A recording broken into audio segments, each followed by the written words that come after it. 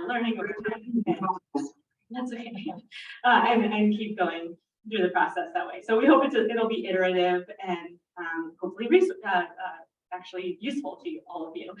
So if you want to do it and wanted to try it at any kind of level, just let us know and we're happy to provide assistance. So that's the COR's planning guide, and I think on my Mandy are the slides. I think Carl has them. That's okay. I can just Okay. The other project that we have coming is a project of special merit.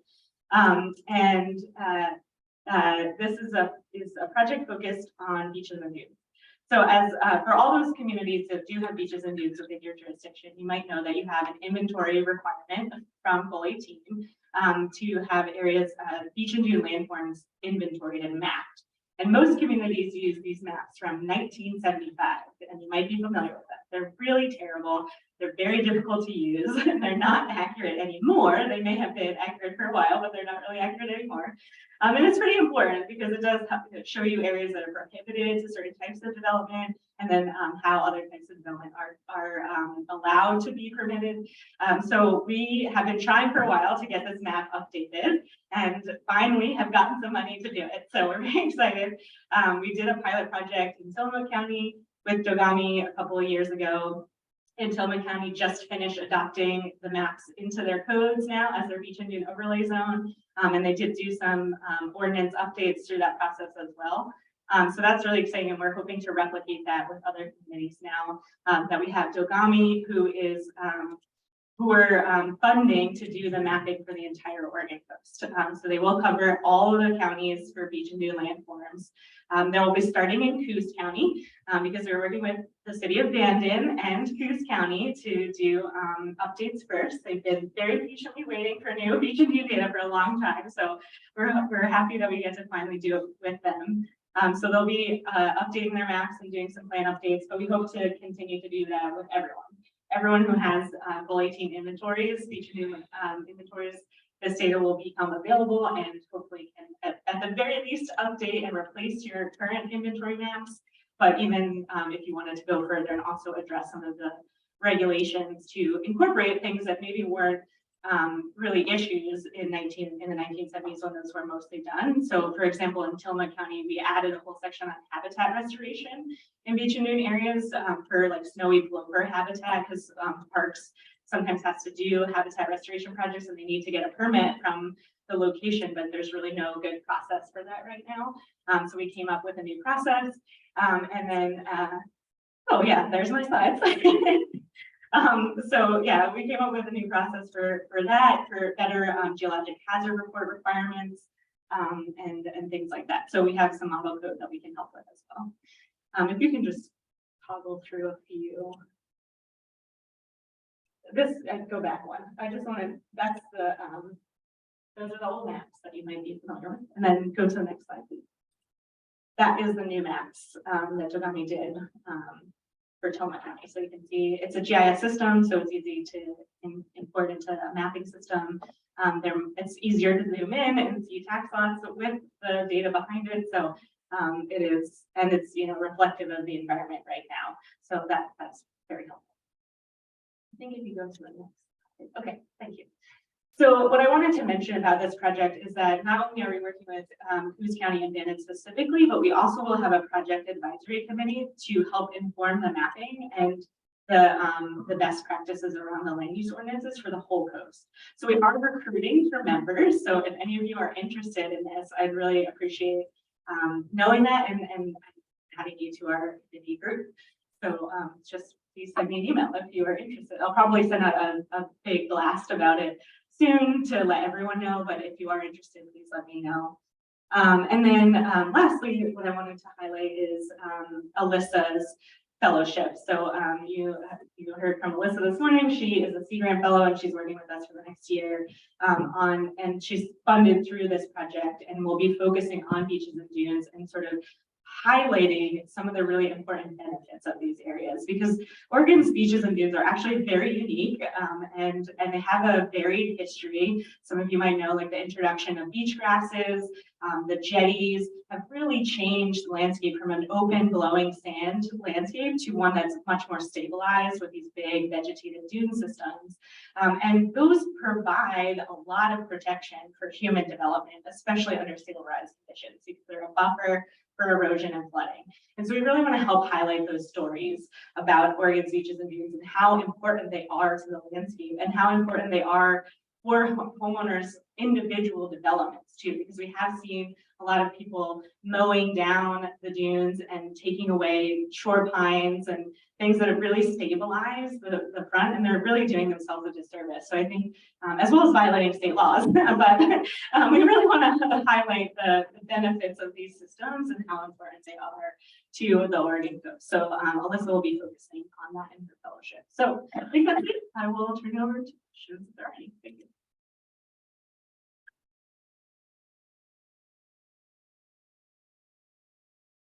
Yeah. I have a question because I just haven't, just with the mapping of the beaches and dunes mapping, what kind of, is there still field verification that's needed? And make sure to read. So the question was, what kind of field verification is there for the beach and dune mapping?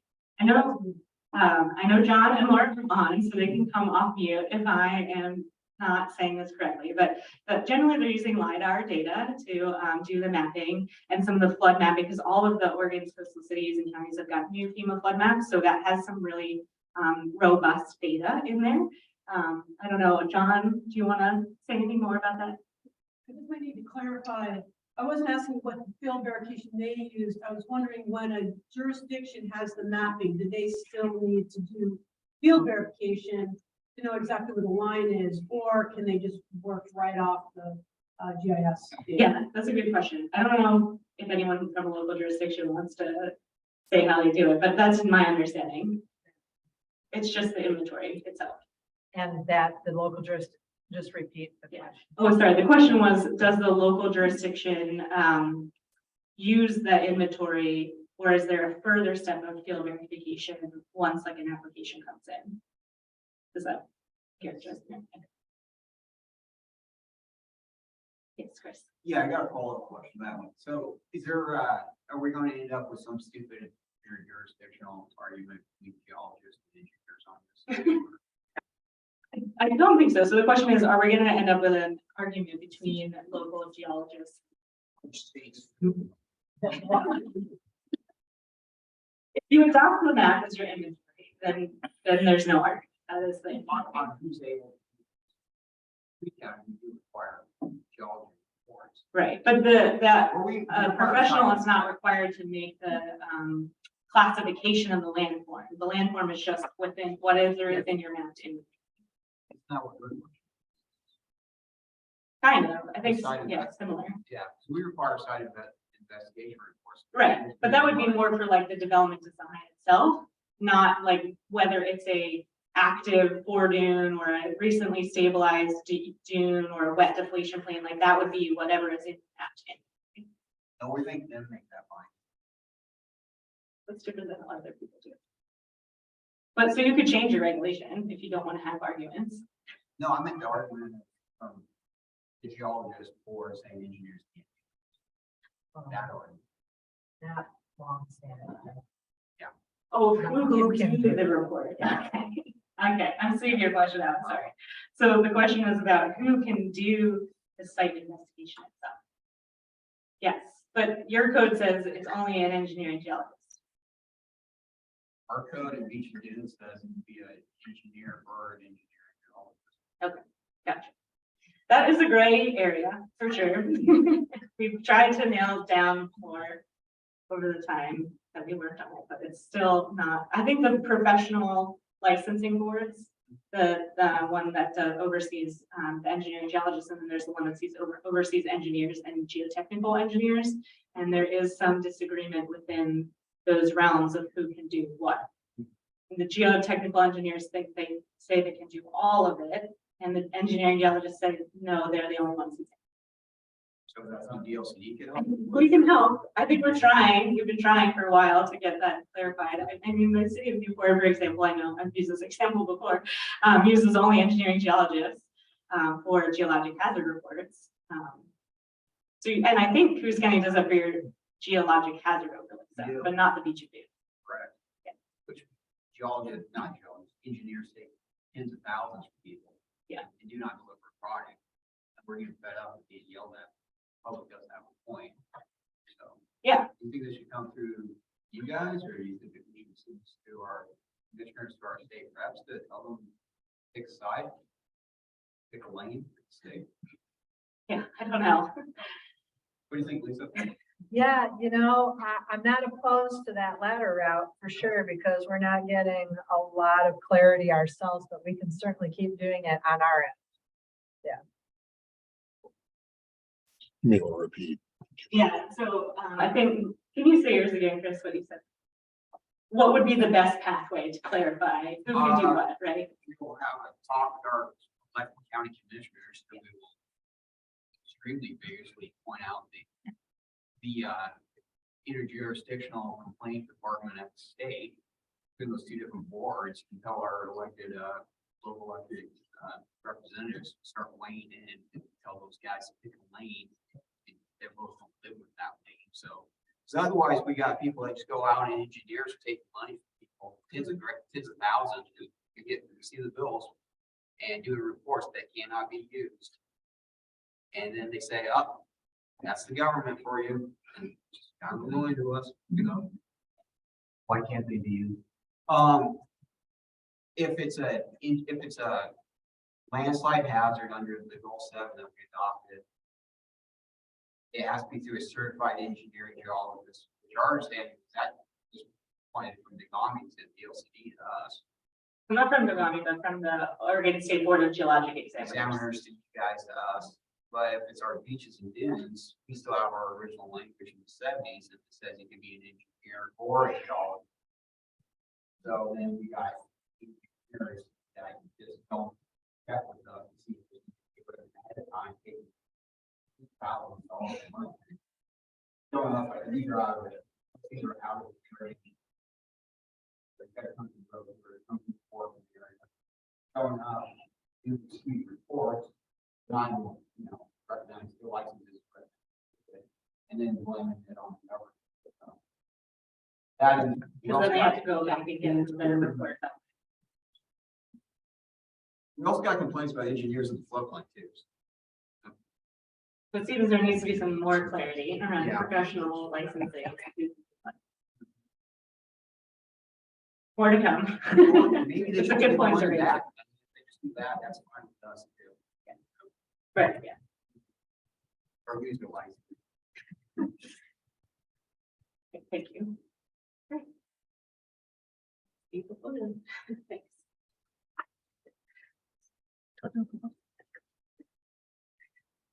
Right. Carl. No, Deanna. Oh, yeah, having them talk. Oh, okay. Is Deanna, and for the future, if we have questions in the audience, we'll try to move the mic around. Sorry, Chris. Yeah.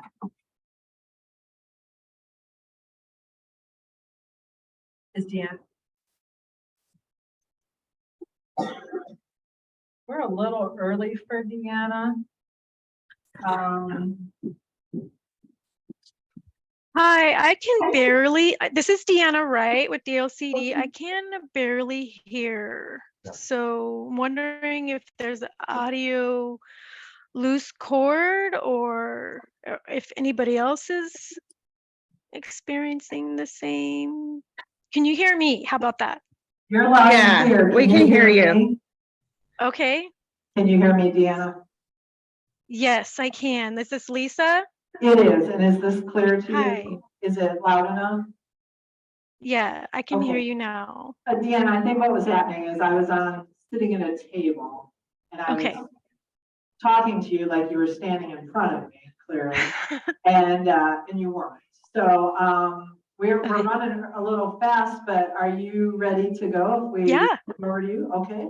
So I'm ready. Okay, Mandy, is she a co-host so she can run her presentation? I just need to know which one it is because Oh, I just have a audio, video, just a video. I don't have any PowerPoints. okay, you're welcome to share. Okay, I don't have anything to share though, sorry. Okay. So good morning, everybody.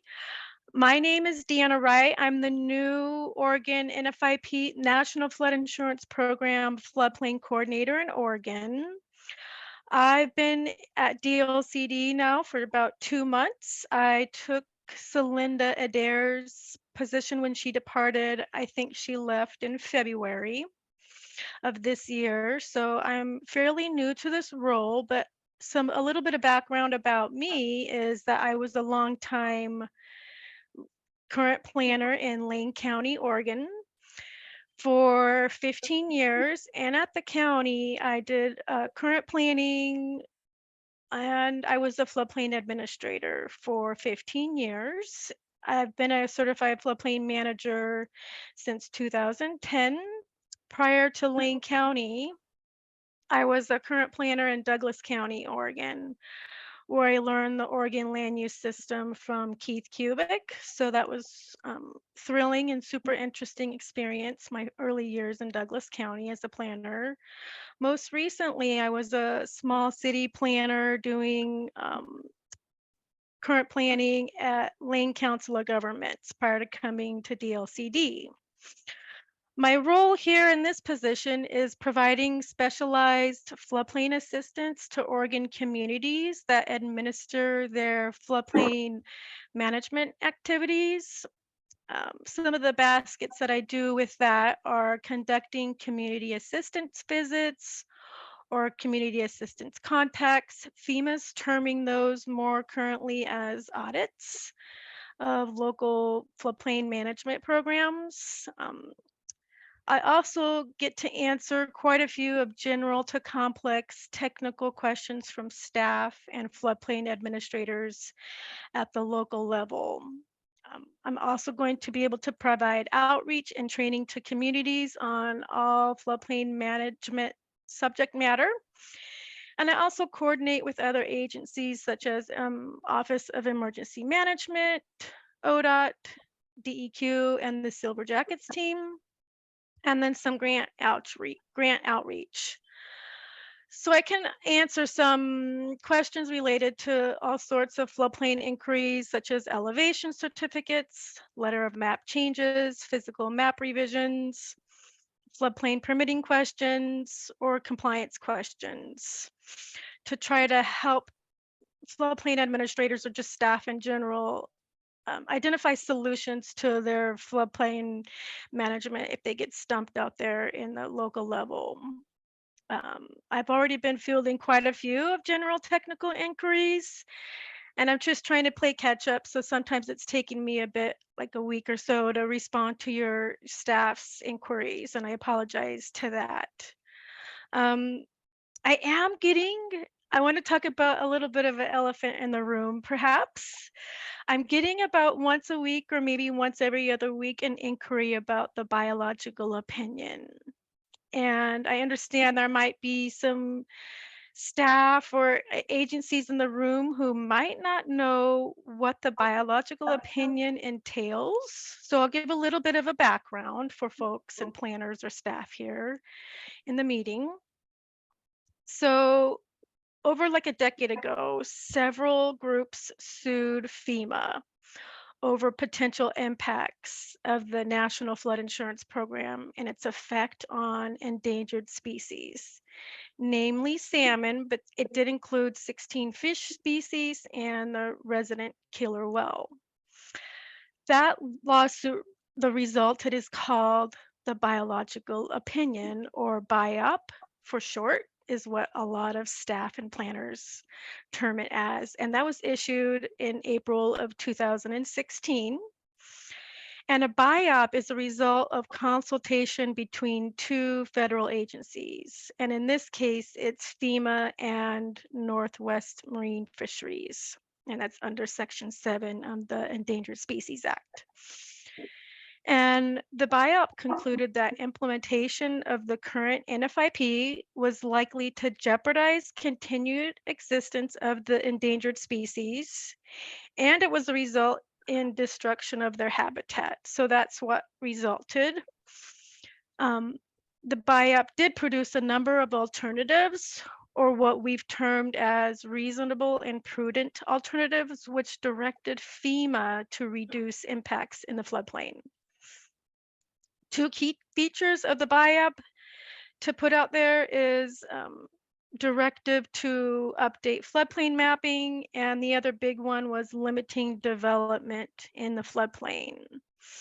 And I think the important thing to keep in mind here is that the RPAs apply to FEMA, and it does not apply directly local to governments or individuals, meaning local governments don't need to do anything currently to comply with the RPAs, because the RPAs are consultation between the two federal agencies at this point, which is FEMA and Northwest Marine Fisheries. And to boot, FEMA doesn't have the FEMA doesn't have the authority to in local land use decisions currently. So where are we at now with the BIOP? In October of 2021, draft of the Oregon implementation plan was published, and that's available on DLCD's website. And the results of that implementation plan, from my understanding, is it's now subject to additional public review and environmental review under what's called the National Environmental Policy Act, or NEPA. And the status on that is that FEMA is just now entering into the beginning stages for that NEPA scoping, and that this NEPA review could take a year or longer to conclude on. And DLCD staff has requested additional update on the status since the implementation plan was published over a year ago. So I just wanted to say that we're committed to working with FEMA staff on such an update, which when I know it, I will push it out to the jurisdictions that I'm in contact with. We do have a floodplain listserv that folks can get on, and we can put links up there if you're interested in getting on that listserv. I do anticipate that if revised floodplain regulations are the result, then DLCD staff would participate in any new floodplain model code language drafting and offered continued guidance to all of our 256 NFIP communities in Oregon. So I would just ask, if questions arise in the BIOP, please feel free to forward them to me.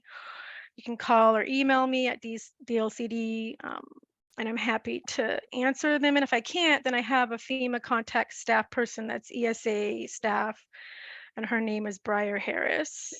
I guess with that, I just wanted to introduce myself to this coastal planner group, and if there's any questions, feel free to email me or call me, and I'll try to get back to you as soon as I can.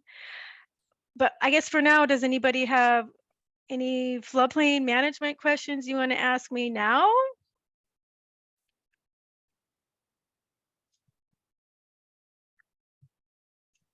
Really? Does that come out? Yeah, Everybody has a microphone in back. okay. There's not one floodplain question? It's okay if there's not. Oh, no, Can it's you not. ask if they can hear us? I can hear this Okay. speaker. Not so much a question, but since I got to work on some of the stuff that Dan was working on a few weeks ago, I just want to say that Danny, you talked about new regulations. My understanding is FEMA is still not proposing to do any new rules. They're just proposing to expect different things out of existing standards that they have in their rules, which might feel like the same thing when they ever get around to having that come down to local governments. But as far as I know, they're not talking about changing their rules. It's how they want people to respond to the existing. Yeah, I think I heard the question is, are we expecting any rule changes based off the NEPA review? I'm not sure at this early point. That's why I've asked FEMA counterparts to give us an update. Maybe I wasn't speaking there ago, like right on this mic. Yeah, my understanding is there are no rules being proposed for changing. They just want Correct. to have At this different point, actions take place under existing. right, at this point, there's no rule changes currently. So we have a question in the chat, Deanna, can you see that? Let me see. Tillman, from Clatsop Yale. County, and I think there's some follow-up from City of Coos and Tillamook County. Once the NEPA review is complete, when is the anticipated timeline for jurisdictions to implement? That's one of the questions. That's a good question I'm posing to my FEMA counterparts. I'm thinking it could be a year or so for the NEPA to be concluded.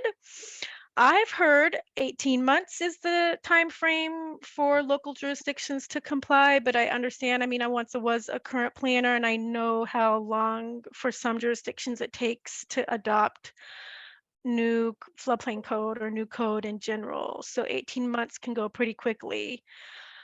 That's why I'm trying to keep in close contact with my FEMA counterparts on this. And once I know, I'll push that information out to you. And I'm also anticipating that there could be some lawsuits after the NEPA conclusion is done with.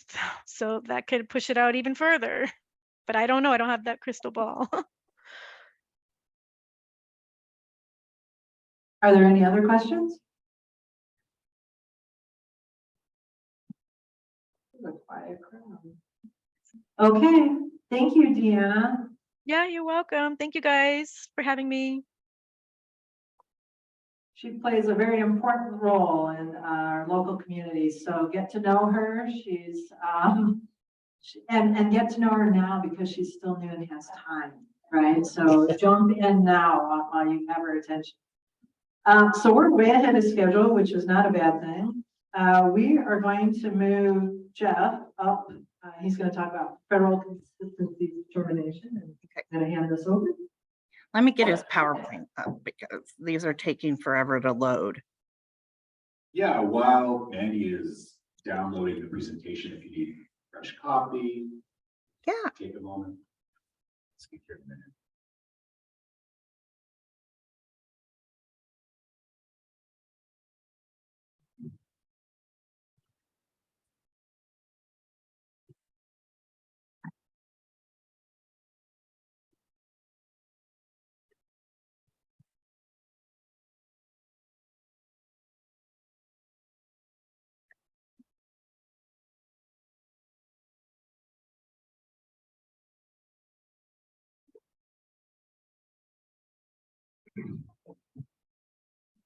Do you want to talk to him about your flyer back there or your documents too?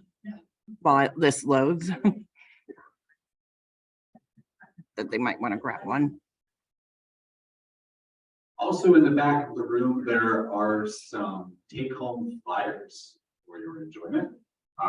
One of them gives an overview of federal consistency and how local enforceable policies play into that and how they can be crafted to have more power in the process. And then there's a one-pager talking about ambitious plan for the year ahead. And Up against the mic, Jeff. Sorry. thank you. Well, that's good.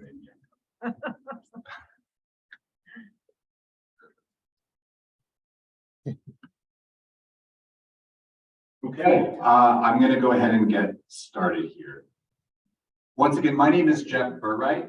I am the new Federal Consistency Coordinator for the Coastal Management Program, replacing Deanna Cariciello, who was in position prior to me.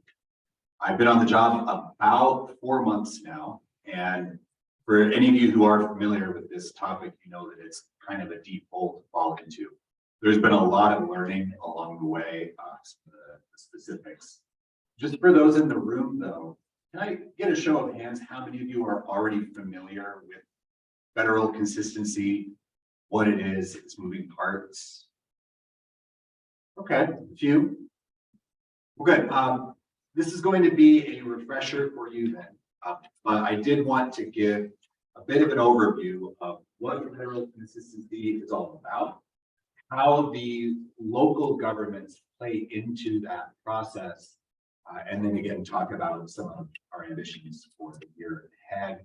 Wanted to show you what the process looks like as well, because that's going to feed into the discussion that Kyle will be having with us all later about how to then include tribal governments into that process.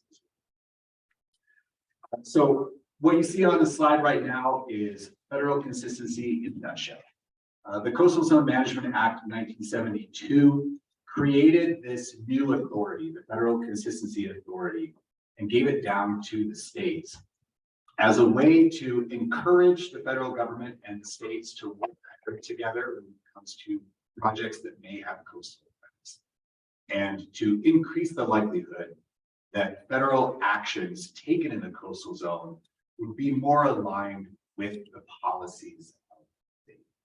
A federal action can run the gamut from an agency initiated or an action taken on behalf of a federal agency. Around here, you may have jetty repairs or dredging or activities taken by the Coast Guard for their facilities. Examples of those kinds of activities. Federal actions can also include anything requiring a federal license or permit by a private entity. And that again has quite a range. It can be everything from fixing up Grandpa's old dock to offshore wind to you name it. There could be projects large and small. And if the federal government is taking an action to permit that to move forward, that then that triggers this federal consistency authority if there are coastal effects, and that lets the state play. And again, because Oregon is a networked program, we have incorporated the local policies are part of our state program. And so the important points that I want you all to understand about federal consistency: one, it is the local government seat at the table. Because local policies are included as part of that process.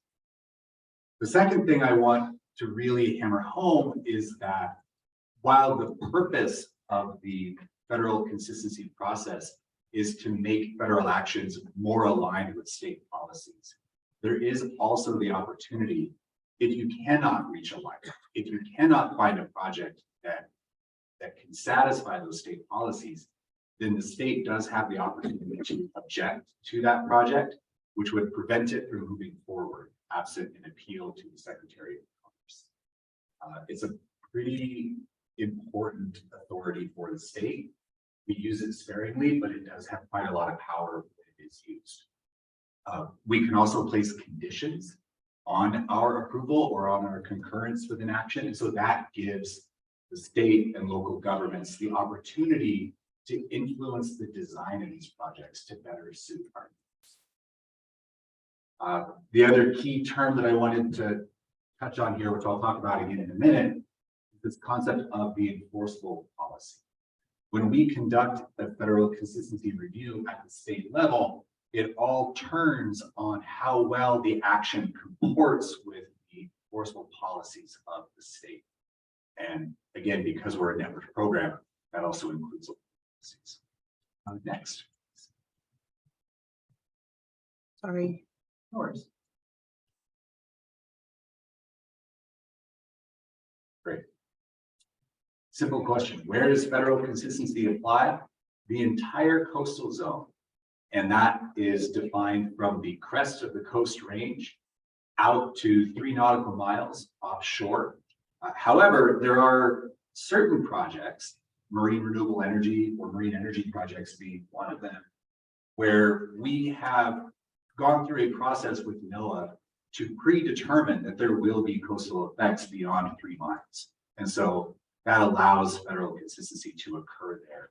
There can also be cases where there's an unanticipated project we think does have coastal effects further offshore, and we can introduce ourselves into that process. So yeah, there's a wide spread of area to which this can apply. Next, please. For those of you who enjoy statistics, I went through our federal consistency internal database and I pulled the data from the last 4 years. And here you can see some summary level details of the different kinds of decisions that come out of those processes and how often they occur, as well as just a general sense of where along the coast these projects happen.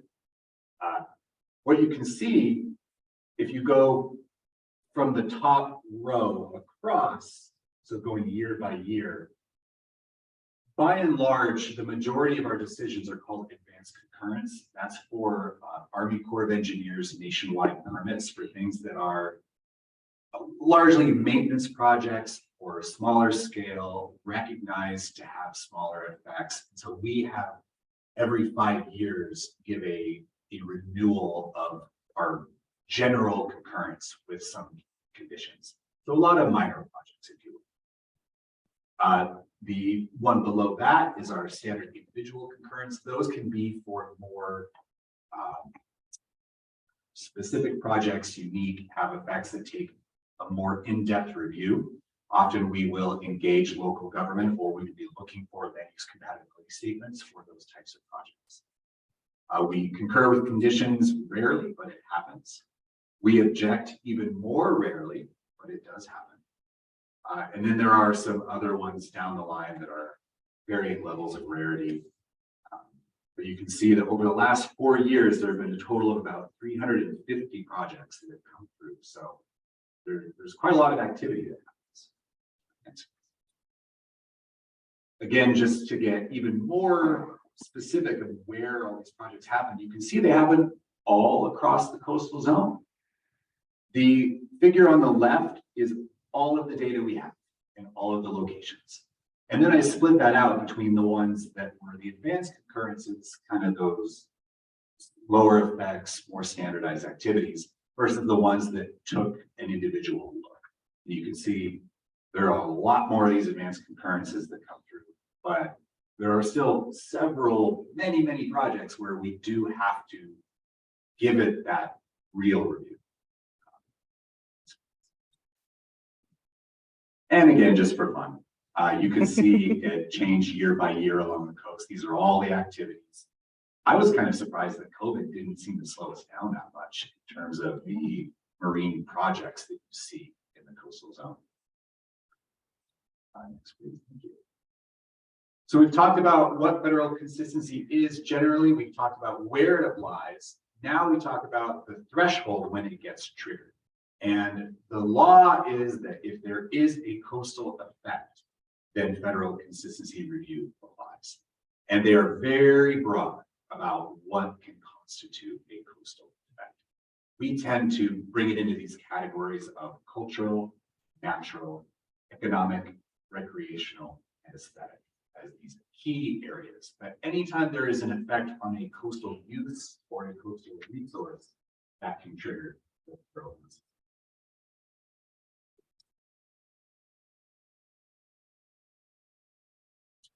When we receive an application, more often than not, what we're receiving is an application that has been passed along to us by a federal agency.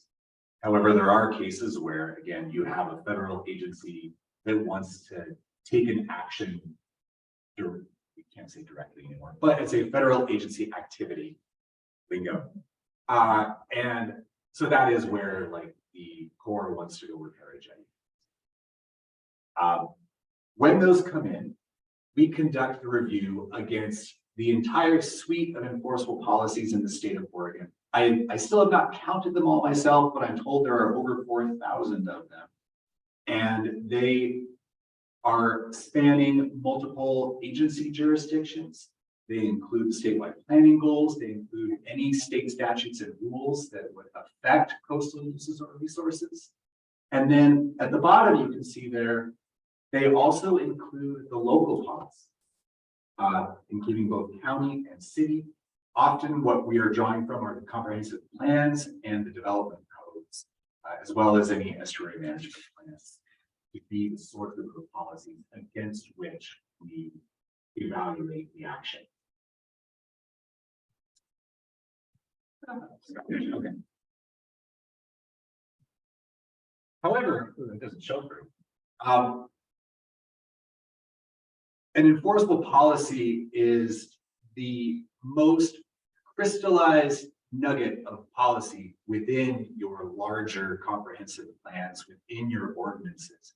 So one of the challenges that we have when we certify our program with NOAA is to go through all of the plans at the local level, all of the ordinances, new statutes as they change, administrative rules, and try to find those one or two, or sometimes many more, those little pieces that are the most enforceable bits that we can use as criteria to measure the action against.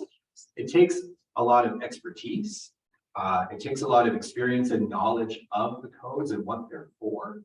It's something where I know I'm going to need help at the local level to identify these policies. And it's one of the things I'm explaining. Next. NOAA has put out criteria to help guide the identification of enforceable policies within your statutes, within your codes. They even have training online if you're so inclined. But the big points are, it must be enforceable under state law. It must include mandatory language, so shalls, musts, not, we can't say you are encouraged to. And that's great, we can include it in our program, but we could not object to a project because they did not encourage, for example. And there must be a clear standard. And then there are some do nots that we put through, but can't be preempted by federal law. You cannot directly regulate a federal agency or discriminate against a particular coastal user or use. So you cannot write the offshore wind law, for example, and have that apply that way.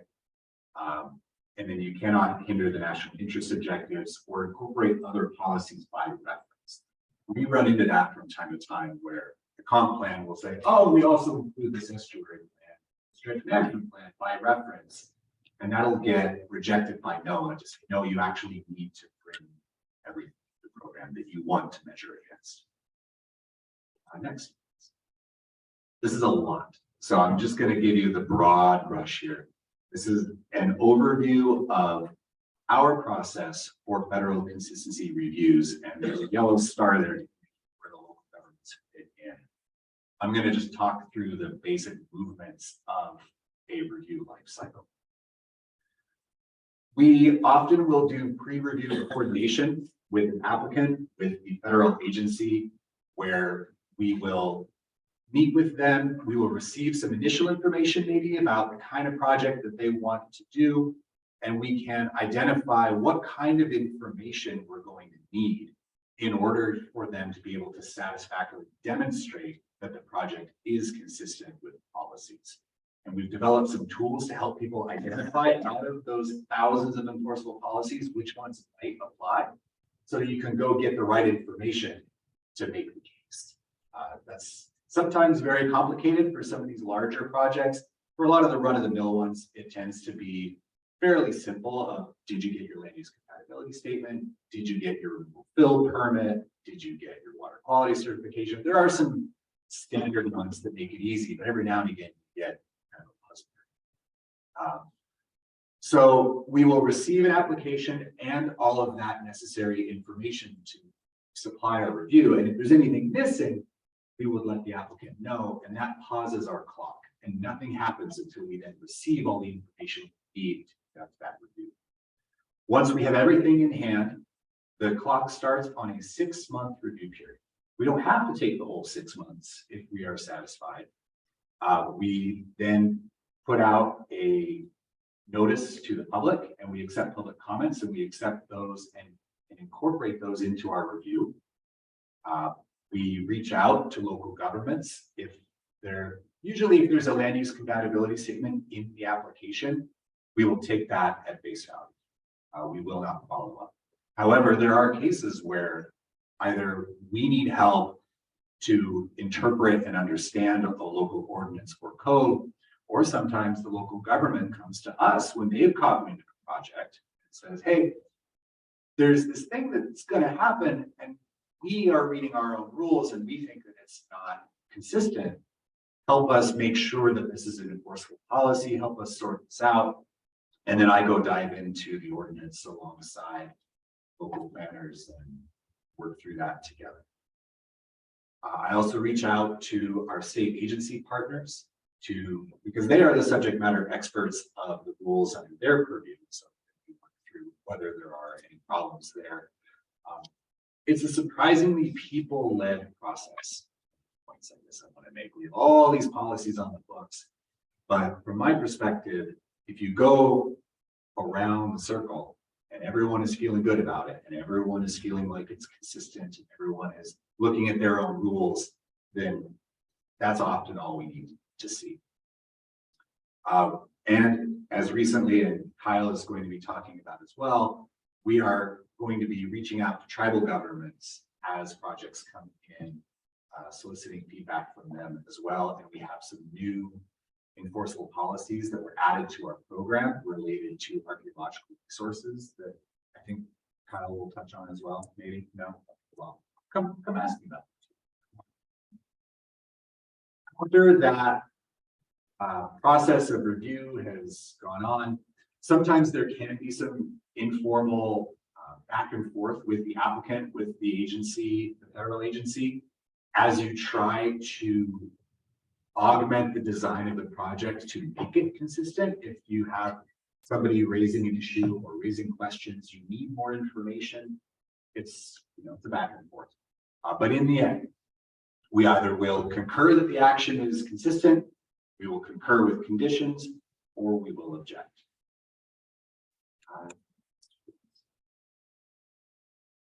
What we see here is the same idea, except this is what happens when a federal agency is taking an action under its own volition. The major differences here, there are two of them. One is that it's a much shorter review time. We only get 2 months instead of 6 months. The second important piece is that the federal government is not required to obtain state or local.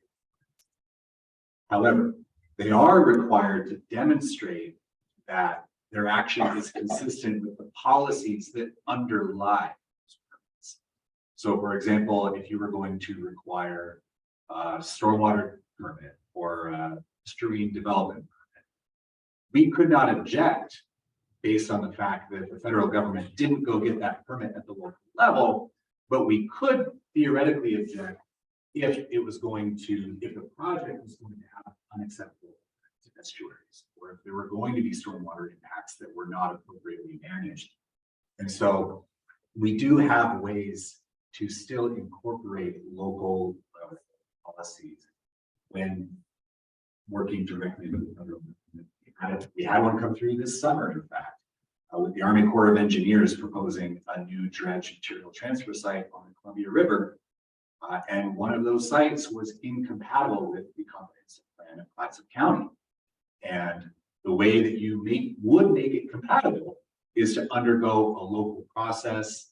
A goal exception would be required as well. And we are still in discussions with the Army Corps about how to get through that process, because on the one hand, you have the federal government saying, we would prefer not to go through this local process. But on the other hand, on its face, the action is not consistent if you cannot meet the underlying requirements and acceptable uses in a comprehensive plan. So those are the situations where you really just have to work it out together, and you hope for good faith on all sides and willingness to undergo these processes. And we'll see how that one develops as time goes on. Next, please. Okay. So as I've said to you, the reviews turn on the enforceable policies at the state level, at the local level.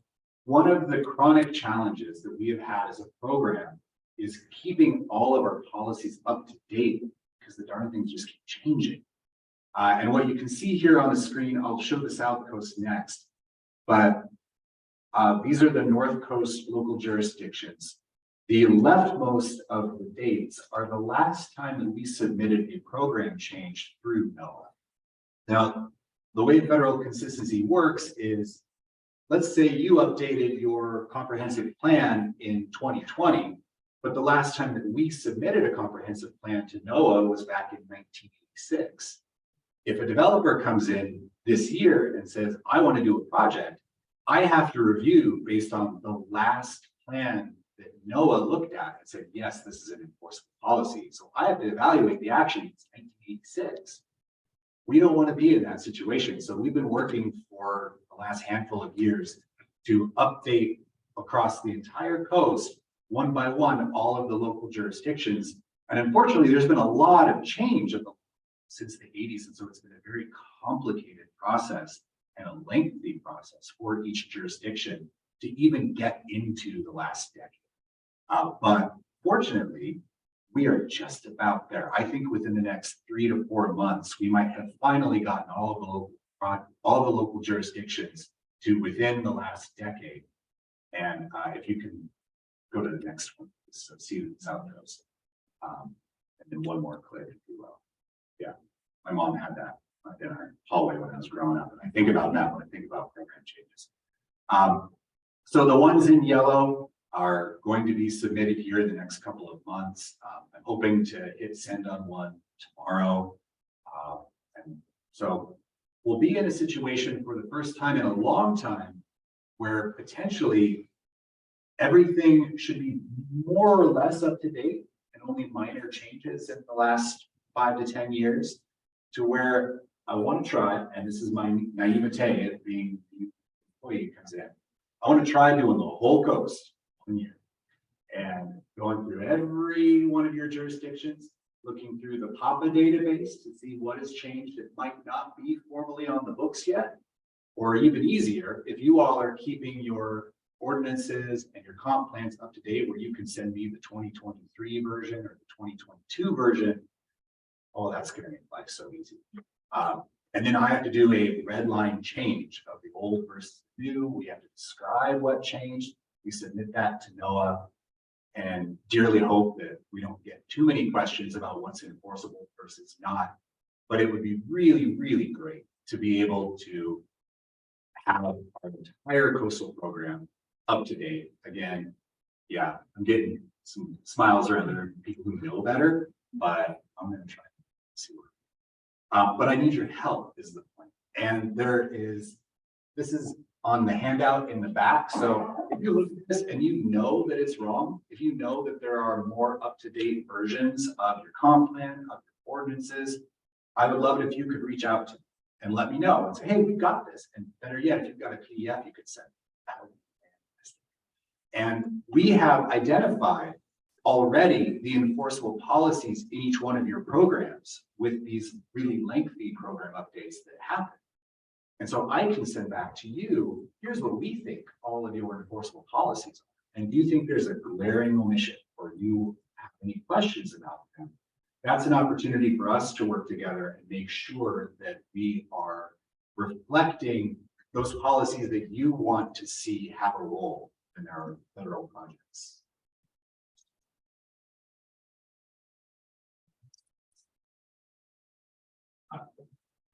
Again, how you can help, take a look at the handouts in the back, familiarize yourself with what makes policy an enforceable policy at the federal level.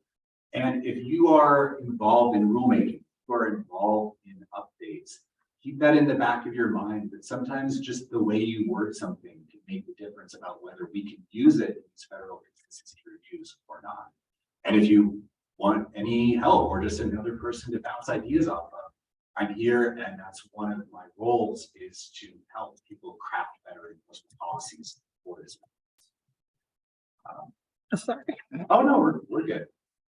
And then as I'm working through submitting program changes, if I'm reaching out to you for help, then know who I am and why I'm calling, and this is it. So yeah, thanks. And then next, please. All right, last thing. I want to make sure that you're all aware in case you are getting calls from developers, project applicants who say, I'm being told I have to do this federal consistency thing. What is it? Where do I go? This is complicated. We understand. So over the past couple of years, my predecessor, others within our group have worked very hard to try to make a user-friendly portal so that applicants can actually draw a box on a map of the area where they want to put their project, and it will output a list of the enforceable policies that are likely to apply to that project. It's a really great step up to be able to help people to understand this process and look at their own project relative to the policies that may apply. At some point in the future, we will be enabling a way to submit projects directly through here, and we may even be able to introduce access to our database so you can check out what projects are being processed right now. We're not there yet, but if you have any questions about it, please do ask. But yeah, please do know that it's out there. We want people to be using it. Answer questions. That's it. Okay. Thank you, everyone. Do you have any questions? Including on the chat.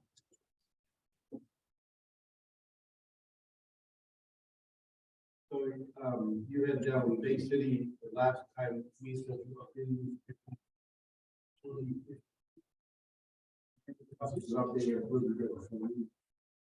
Okay.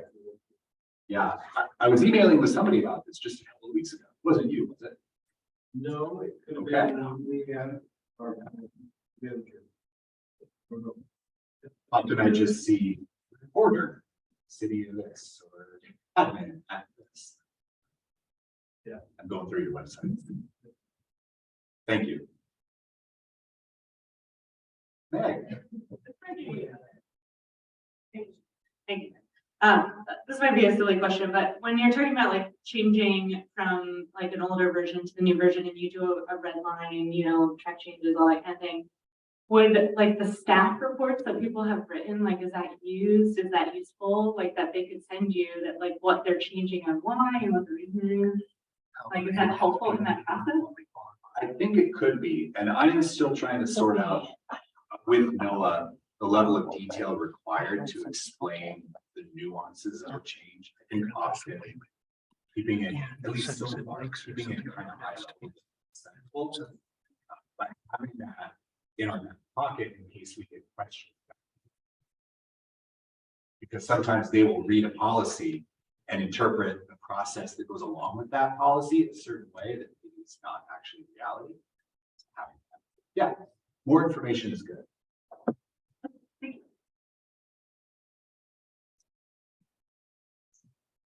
Anyone else?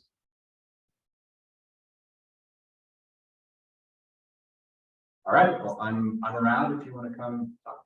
Thank you.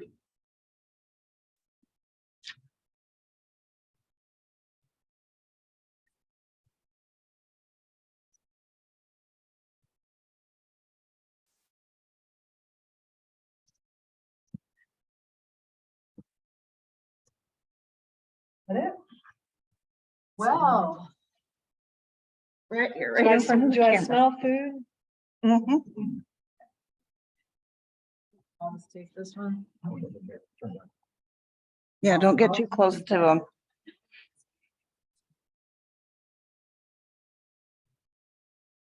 Wait. Pop your head out and see. No food. No food. Well, we're actually right on time in terms of lunch. So I think we're just gonna say, stand up, take a break. Food should be coming shortly.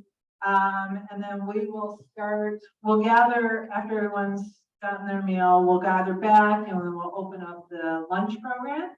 And we'll have Quay introduce our guest this afternoon. And then from that, We'll take about 5 minutes after, get everybody all situated, get your plates where they need to be, and then we'll jump into the rest of the evening, afternoon. You feel like evening by the end of this. We've really now extended the ability to have our roundtable by about 20 extra minutes, so I'm pretty excited about that. It took me a few minutes to realize we've got 41 people on the Zoom, so that's a healthy it's a healthy amount of chatting. So the sooner we can get going, the sooner we will get towards that. But take a break. We're gonna let you guys go. We will reconvene at lunch isn't here yet. How about you guys join us at noon for the lunch speaker? All right. All right, everybody. I'm gonna turn this off.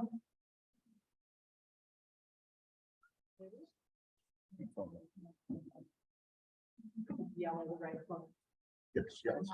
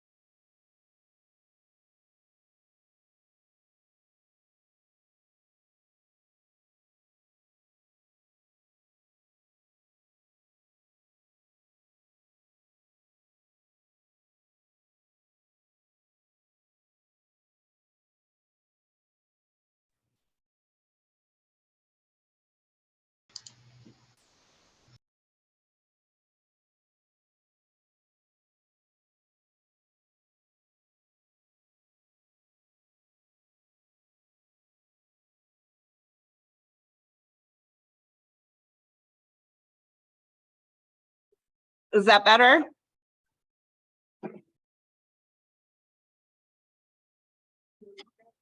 Hello, Michelle. Oh, he's good. Thank you.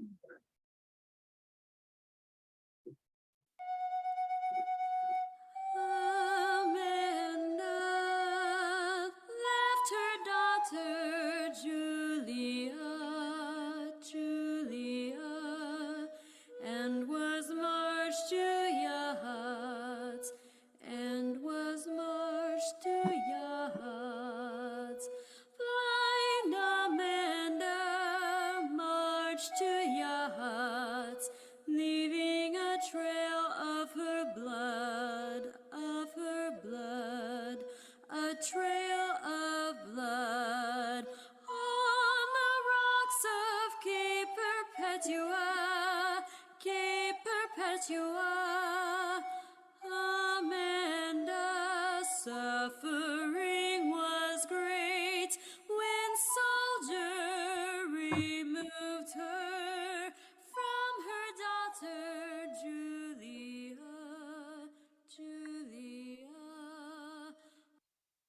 For thousands of years, the Coos, Lor'ompquah, and Sayusla people have lived along the shore and waterways of the Oregon coast.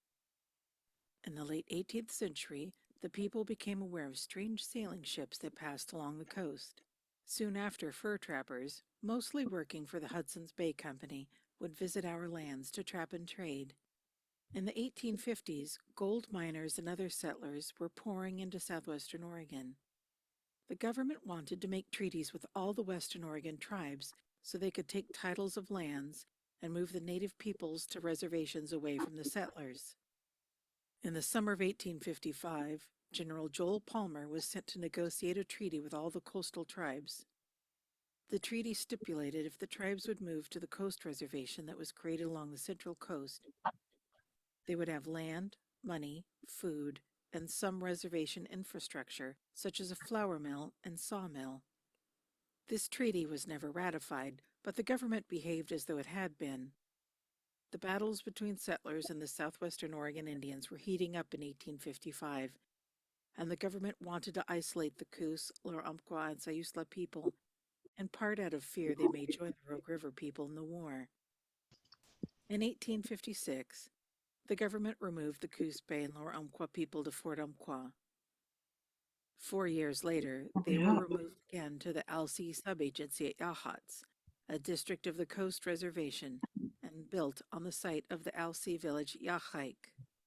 The Sayusla people remained on the Sayusla River. The Coos Bay and Lor'ompquah people upon arrival encountered what could be seen as a grim omen for the near future. Several Alsea houses still contained the corpses of the last people of Yachaik that had died from smallpox.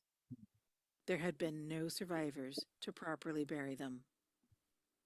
The government did not allow Native people to be off reservation without written permission of the Indian agent. But many Native women were married to white men, and many of these families lived with extended Native family. These were people who had avoided going to the reservation or who had fled from it. Conditions on the reservation were difficult. Food was often scarce, and crops sometimes failed. People struggled to gather mussels from the rocks. They fished for salmon from the creeks, and in summer dug camas at Cape Perpetua. Many people died every year from diseases. So many people fled the reservation for their old homes, often living with their kin married to white men. In 1864, orders came down to Fort Yamhill to go down the coast in the spring to capture off-reservation natives and bring them back to the reservation. Corporal Royal Bensel was part of a company of 10 from the fort, plus Amos Harvey, the agent at Alsea, that were sent on this mission. Bensel kept a diary of the events. They set off for Coos Bay on April 19, 1864. On May 1st, they went up Coos River in their search. At the head of Tidewater, they came to a small ranch of A.P. DeCouis and his blind Coos wife, Amanda. They had been hiding 2 of Amanda's relatives. As Bensel notes, at this place they captured another woman and a man. Amanda and DeCouis had one daughter, Julia, who was about 8 years old. The soldiers were forcing the 3 native adults into the boat when Amanda spoke. Bensel wrote, "After getting in the boat, I was surprised to hear one of the women, old and blind, ask me, 'Naiga tiaga nanich naiga tanas Julia?' Let me see my little Julia." I complied with his parental demand, and was shocked to see this little girl throw her arms about old Amanda DeCouis' neck and cry, "S'chaya, Mama," dear Mama. DeCouis promised the agent to school Julia. In this moment, Amanda's loss and sorrow began. Just one moment, she was separated from her young daughter, with time for just one last hug. DeCouis apparently did nothing to stop the soldiers from taking away his wife. Mother and daughter were never to meet again. The soldiers and Agent Harvey stayed in Coos Bay for several more days.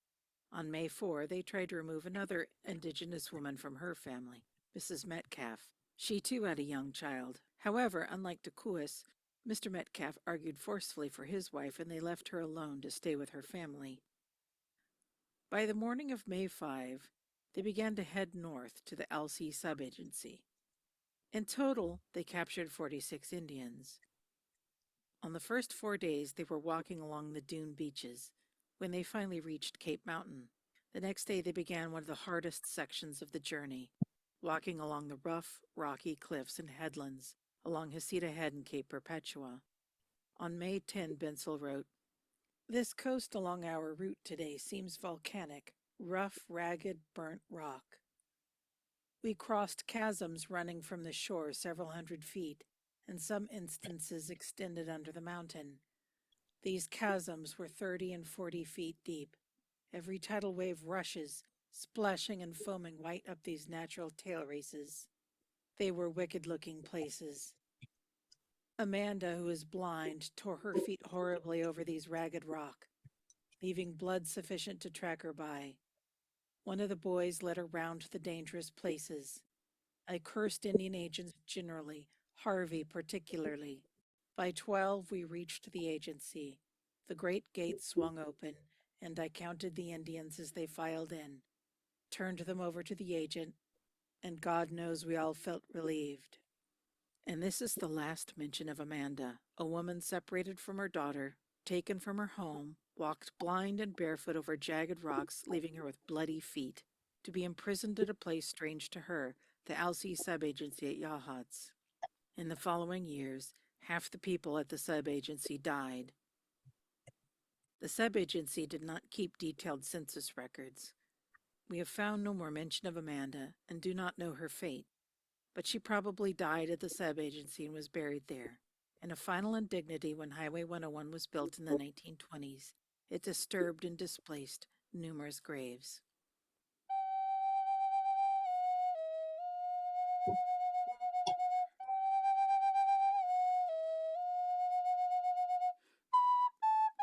The history of the Yachats New Year's Day Peace Hike. How the Peace Hike came into being was from an unplanned event that took place in the Amanda Grotto immediately following the dedication of the Amanda Trail in July 2009. The trail was a 25-year endeavor to plan and build. Many tribal members attended the formal opening at the new North Trailhead. At the end of the dedication ceremony, and at the request of attending tribal members, people hiked over to the Amanda Grotto, where the Amanda statue stands. Over 50 people gathered in silence at the site of the statue. Tribal flutist Doc Slider began playing Amazing Grace. It was at that moment, in the peace of the grotto, the statue, and the sweet music that filled the air, that a profound awareness enveloped the group, acknowledging the fact that atrocities like those faced by Amanda and her people have occurred longer than we'd like to admit, and continue to occur throughout the world, and recognizing that it falls to all of us to take responsibility to do better. Attending that event in the Amanda Grotto was Laura Lee Svengard, Yachats Trails Chair, who was deeply moved. It was from that experience that Laura Lee conceived the idea of the Peace Hike. Having the Peace Hike at the beginning of the new year commemorates a tragic experience that Amanda had come to symbolize, while making a solemn commitment by each of us to find that place of peace within us, to vow to let that power direct our actions in the new year when we engage others, and to courageously speak out against injustice, bigotry, and callous perspectives on those who suffer, to treat people of all cultures with honor, dignity, and respect. As importantly, the Amanda Trail has helped to heal wounds carried intergenerationally by tribal people, to build trust, and to bring reconciliation between a previously divided people. Hence, the first Yachats New Year's Day Peace Hike came into being January 1, 2010, and has continued annually no matter what challenges have occurred. In December 2016, Mayor Ron Breen and the Yachats City Council declared January 1 to be Indigenous Peoples Day, to coincide with the intention of the now annual Yachats New Year's Day Peace Hike.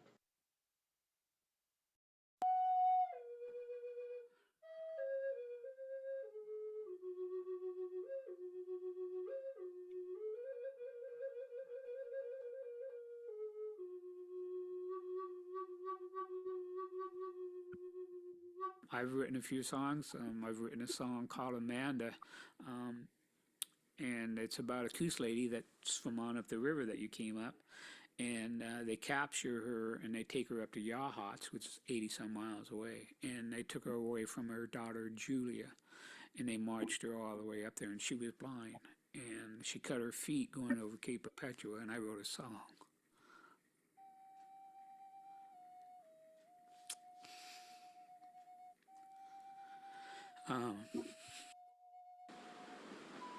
The state of Oregon was getting ready to pass a law for it was illegal for a European person to marry a native person.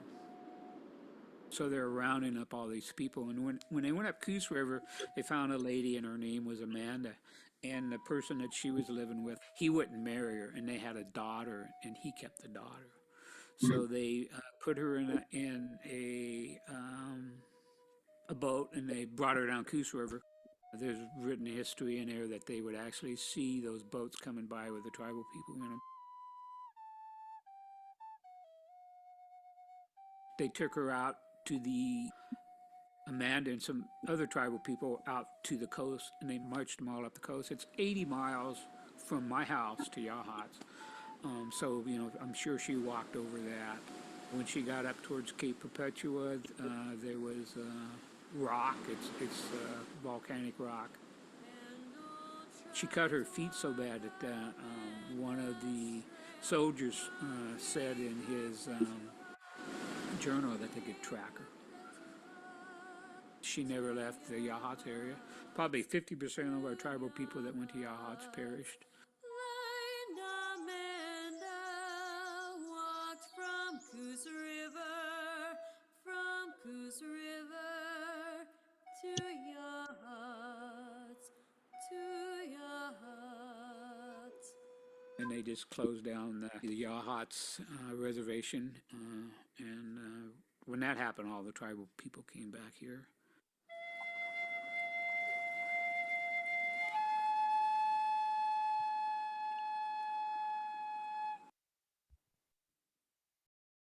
So I think we'll skip the second video because it's talking this, and then that's the condition. We'll send out the links to the videos, so you can. Yeah, the second video is more fluid, so it'll be even worse as far as the choppiness goes. Which the second video is kind of like the pick-me-up video, so I guess I'll have to be the pick-me-up. I did bring a presentation, so she'll get that online, but really quick over that video, the credits were there, but the excerpts of the painting, I think you'll see on the presentation, that was done by Pam Stodler. She's a Laura Umpqua trial member that does those paintings. She does a really remarkable job. She does lots of our paintings, and she does something kind of cool. She takes trial members' faces and superimposes them into the painting. So like that one are all historical photos and some modern people there as well. And then other paintings that are more like creation stories and stuff that she does. They're really cool because you get to pick out trial membership within those paintings that you know today or that recently passed. The song that Doc wrote, I think he mentioned, that's the only song he's put words to. That song, the song by Mary Beers, that's my partner. And then Patty Warack Phillips was the person that you heard narrating a lot of that. She's one of our linguists. She's an amazing person. She teaches Ayushbalan, Melakanis languages, all languages within her tribe weekly classes. And then Joanne Cattell was the other voice in there. She is a resident of Yachats community and also an honorary trail member. We did the peace hike for a long time doing, we would go up there and lay wreaths and do a healing ceremony up there. And then the community got involved in 2010, the community of Yachats. We've been doing the peace hike every New Year's, basically every year since, except for during COVID. And during that time, that's where that video was made, to put that out to our travel membership so that they could still, you know, hear the story and learn about that without having to come together as a group. But this year we'll be doing New Year's Peace Hike again up there. So if you haven't been to the Manda Trail, it's a good time to do it. Or if you're like me and prefer no people, then you go any other time. But I also do the Peace Hike as well, because it's a good opportunity to educate the public about that happened up there at the LSU sub-agency. So I already introduced myself. This is another painting that she did. This one actually is a painting of a village site as depicted in the picture. The Elk Hitch, the haulering place, down, if you know where Empire is in Coos Bay, that's a representation of Osage there on the east side, and then the haulering place on the west side, the north spit. And get next whenever you're ready. You're taking a bite, sorry.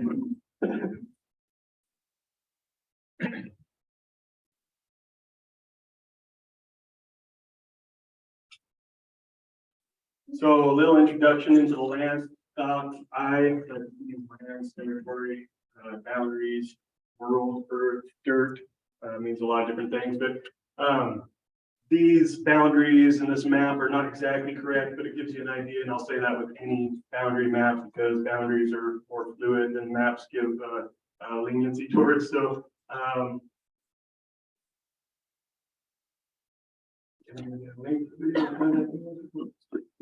yes, LCIS. Go to LCIS and look up any of the TIPO people, and or we have websites also you can look up there. So this kind of just gives you an idea of what the boundaries were and how they were put together. Boundaries of our folks really were according to watersheds, landscapes, markers. In some cases, hard stops where you erect posts, you know, if you don't get along with your neighbors real good, but for the most part, it has to do with landscape and watershed groups. This map here for our tribe is our governmentally approved map, right, for our government. So we are a sovereign nation within a nation. And so that is our Confederate Tribes of Coos, Longpole, and Siuslaw map that we go by basically. And so you notice it has some straight lines that have to be worked out, you know, legal, good stuff like that. It's not exactly the ancestral map as before. So go ahead. So a little introduction to these lands in the polite way. That's when we say the polite way, that means in the calling them by their name. So in the language. So Coos, everybody knows Coos Bay probably, you know, down there today. Kukwis was what you referred to the bay traditionally. That was the name traditionally. And then the people being Honest, to really oversimplify it, Honest to the northern side of the bay and some of the, I'll call it a peninsula, North Bend area there. And then Milleck would be south of that.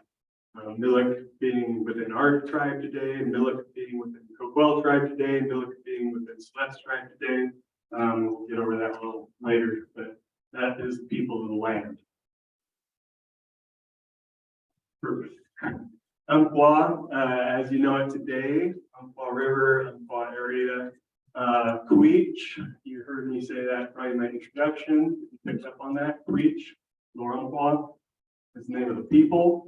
And then Iktatu is the polite way to refer to the river itself. Iktatu, that's the name of the river.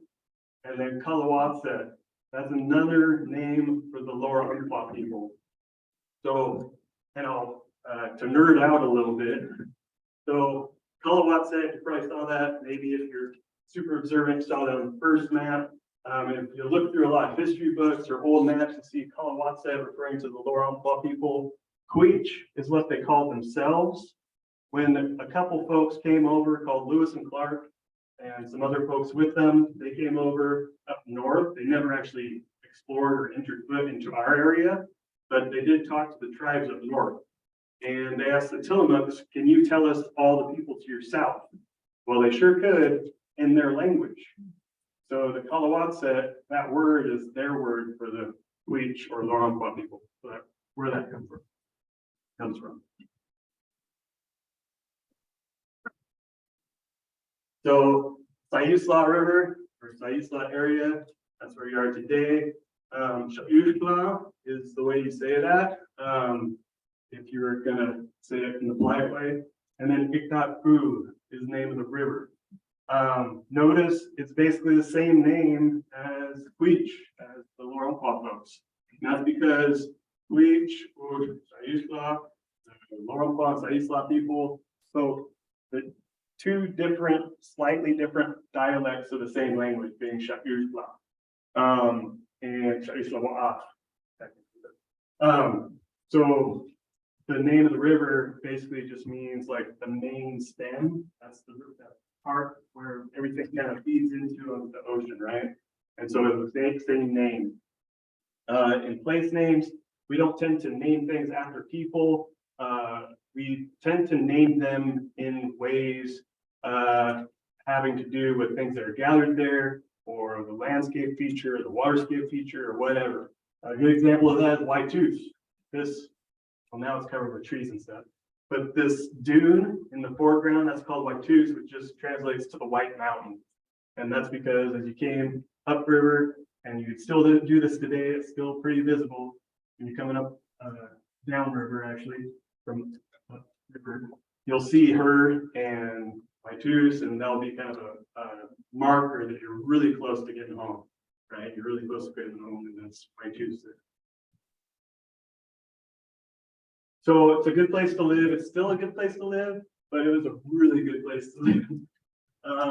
People lived in these landscapes for thousands of years, hundreds of generations, and managed the landscape heavily through fire, through a multitude of ceremonial practices.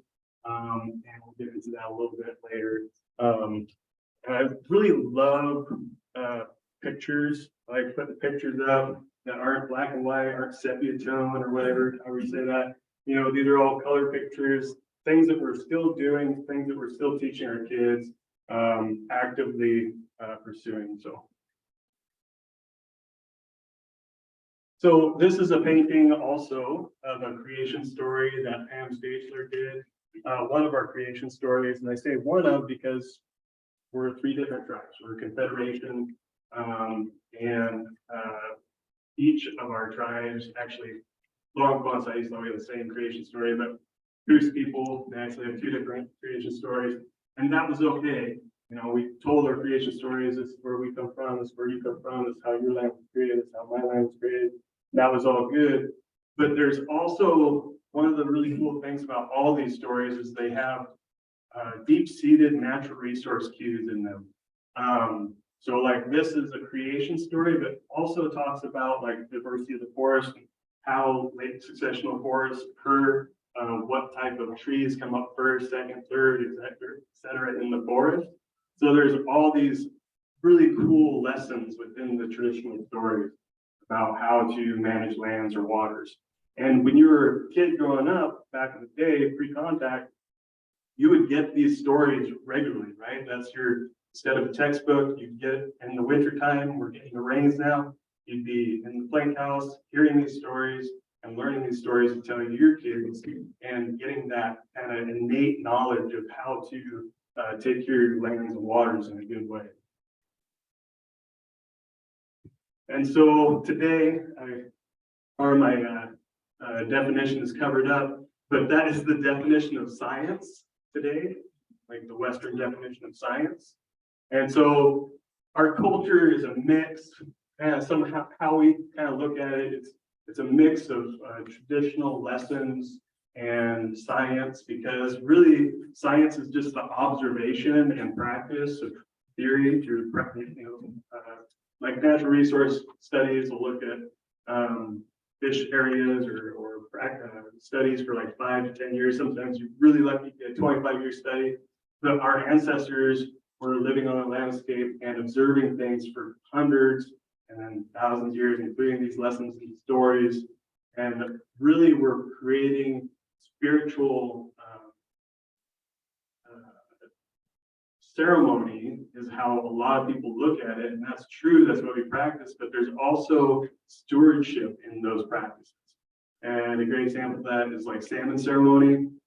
When we catch our first fish, there'd be first fish and then all the fishing stops and you're allowed to do 1 to 2 days of ceremony. So you cook that fish, everybody in the village or your family, today, family days basically, and everybody gets a little piece of that fish and it goes, the best parts, cheeks, collars, stuff, the bellies, all the good parts, clear down to the steak, the part you get in the grocery store today. And that's given out. And the bones are saved. We have dances, songs, ceremony. The bones are returned back to the water in ceremony. And, that takes place over the span time, but also during that span time, there's no fishing occurring, right? So it's a stewardship model. You get like this break from the healthiest fish going upstream. I really think that'd be cool to bring back as practice today. You're crossing the Sayusla Bridge over there and you look down and you see all those boats on the water and then you see somebody first fish and then all the boats are off the water for 2 days. Just have a community celebration, celebrating the fish, celebrating the salmon. I think that'd be great. But instead, what you normally see being around fisher people, right? You see somebody maybe ditching their cooler real quick and looking around. Nobody's something to catch that, right? Because somebody's going to be on your hole. But it's not only science, right?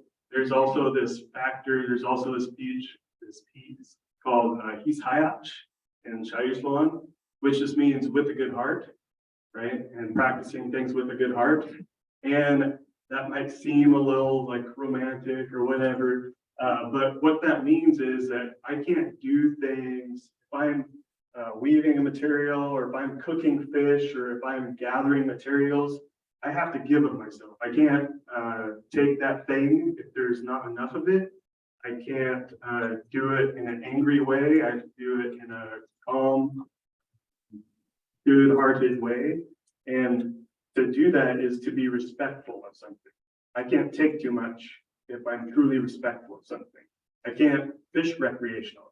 It's not a thing for me. I can only fish if I'm going to eat that item. It's just Hisayach, just with a good heart. It's hard to explain in English, kind of, but it's just how we explain it to people, like with kids that might not understand it or believe it, is if you have a room at home and you have to do chores, and all the people in here, I hope, have chores, right? And you got to do your dishes or you got to clean your room or do whatever you got to do, those things happen to go a lot better, a lot smoother if you have a good attitude about it rather than bad. That's kind of how that is, right? If I am plank splitting, I'm splitting planks for a sweat lodge or for whatever I want to do, or weaving a basket is a really good example. So I have to gather those materials, I have to gather those roots, I have to process, I have to dry those roots, I have to wet them back down, I have to weave them together. That's not happening in a vacuum, that's usually happening in a community, things are happening around it.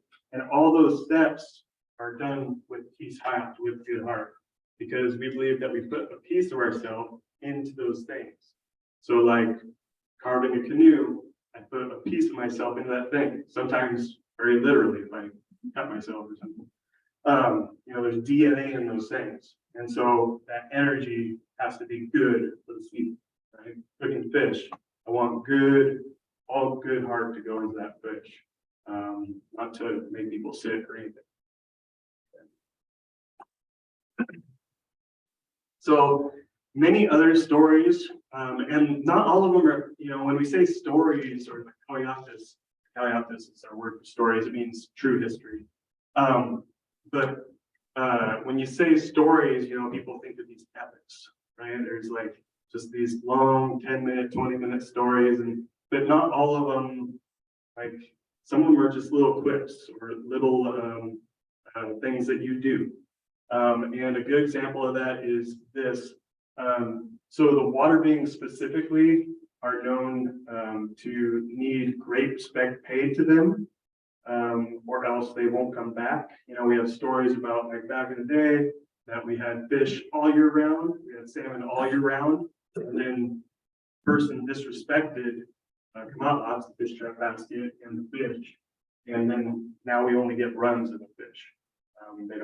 They're not in the system all year round. So there's stories about like that kind of thing. In this picture, there is a lamprey being harvested. And we only do that in conjunction with ODFW, the Coquille tribe, because we have a really big focus on restoration of the lamprey today. And so we don't gather them like we used to, because the numbers are just really low.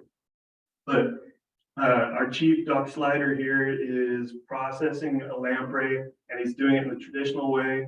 And according to the stories, in the old way, you only can harvest them using freshwater mussel shells. You're not supposed to use a metal knife or a bone knife or anything.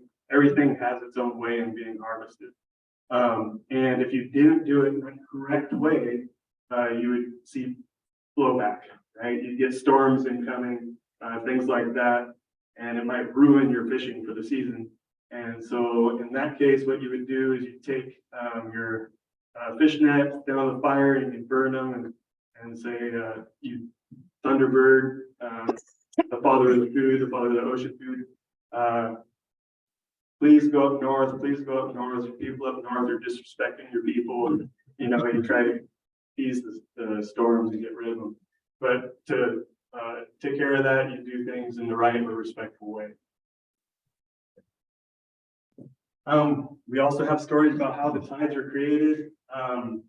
All these stories, though, there's stories that explain things that maybe not understood in modern ways, but they all have lessons in them.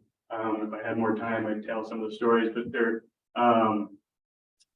it's really important to us that we also do things in a respectful way, in a slow and processed way. So that's why when we go out to clam dig, we do this. We take our families out, we go out in canoes, we celebrate the ability to do that, because these canoes, well, I'll mention that later.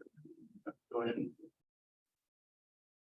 So water breeds diversity in language and life. That's what that means. Wa'asu'ushitayu, language and life.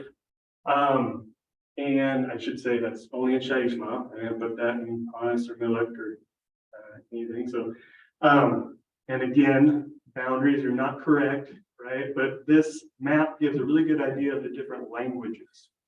Because on the coast, we were very permanent people.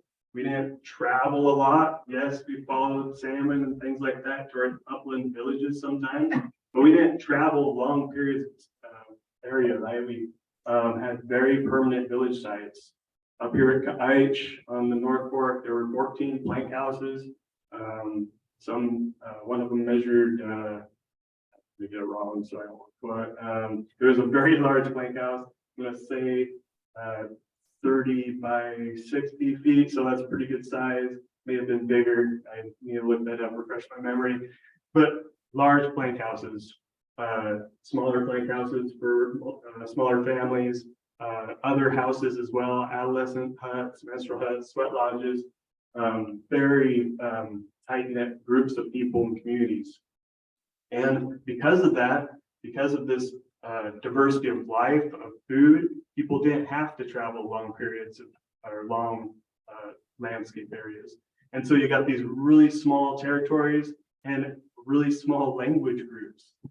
Each one of the colors, which is hard to see the difference, the color here, but were language families. And then within them, there are different languages, right? So you get a different language family. Alsi, that's Ukraina, they spoke the same, different dialects of the same language. Saishla, Huich, same dialect, different language, or different dialects, same languages. And then you get to Hanas, Kus, Milik Kus, those are two completely different languages on the same bay. So imagine that, living on the same bay and speaking two different languages, that's pretty impressive. Then you get down south into Kus, Coquille area there, and that's a completely different language family. That's Athabascan as opposed to Phoenician. So it'd be like, you guys traveling county lines, you're like speaking different languages in different areas.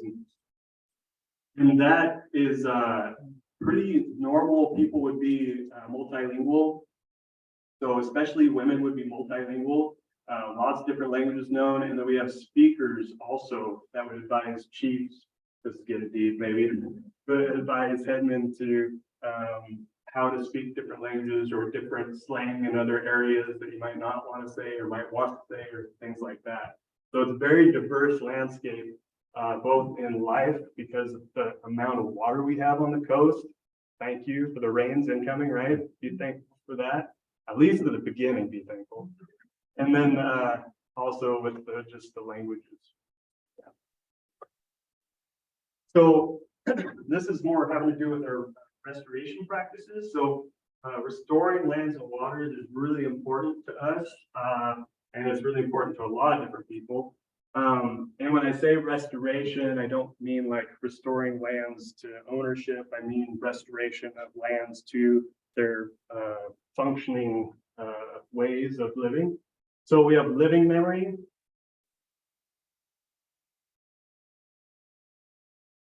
Yeah, we have living memory and we have lands memory. So living memory is really important. That is what we call like, listening to our elders and reading through the notes and, practicing those materials, practicing the canoeing, practicing the clam digging, because it's really through those practices that you regain the knowledge that's in those notes and that your elders taught to you through story practice. And then lands memory is this thing that it's a type of restoration practice. Like when you, this area right here is a beautiful, I cut it so you can't tell where it is, but is a beautiful camas field. Camas is a first food. It's really important first food, along with a lot of different first foods. But this area for years was a dairy ranch. And it was a trading area between a couple different tribes. And it looked like there was no camas there anymore. We knew there was historically camas there because of the stories, but we just figured it was gone. And then the land changed hands. And for some reason, some livestock was taken off of it for a period of a couple of years. And then, boom, this camas came back, right?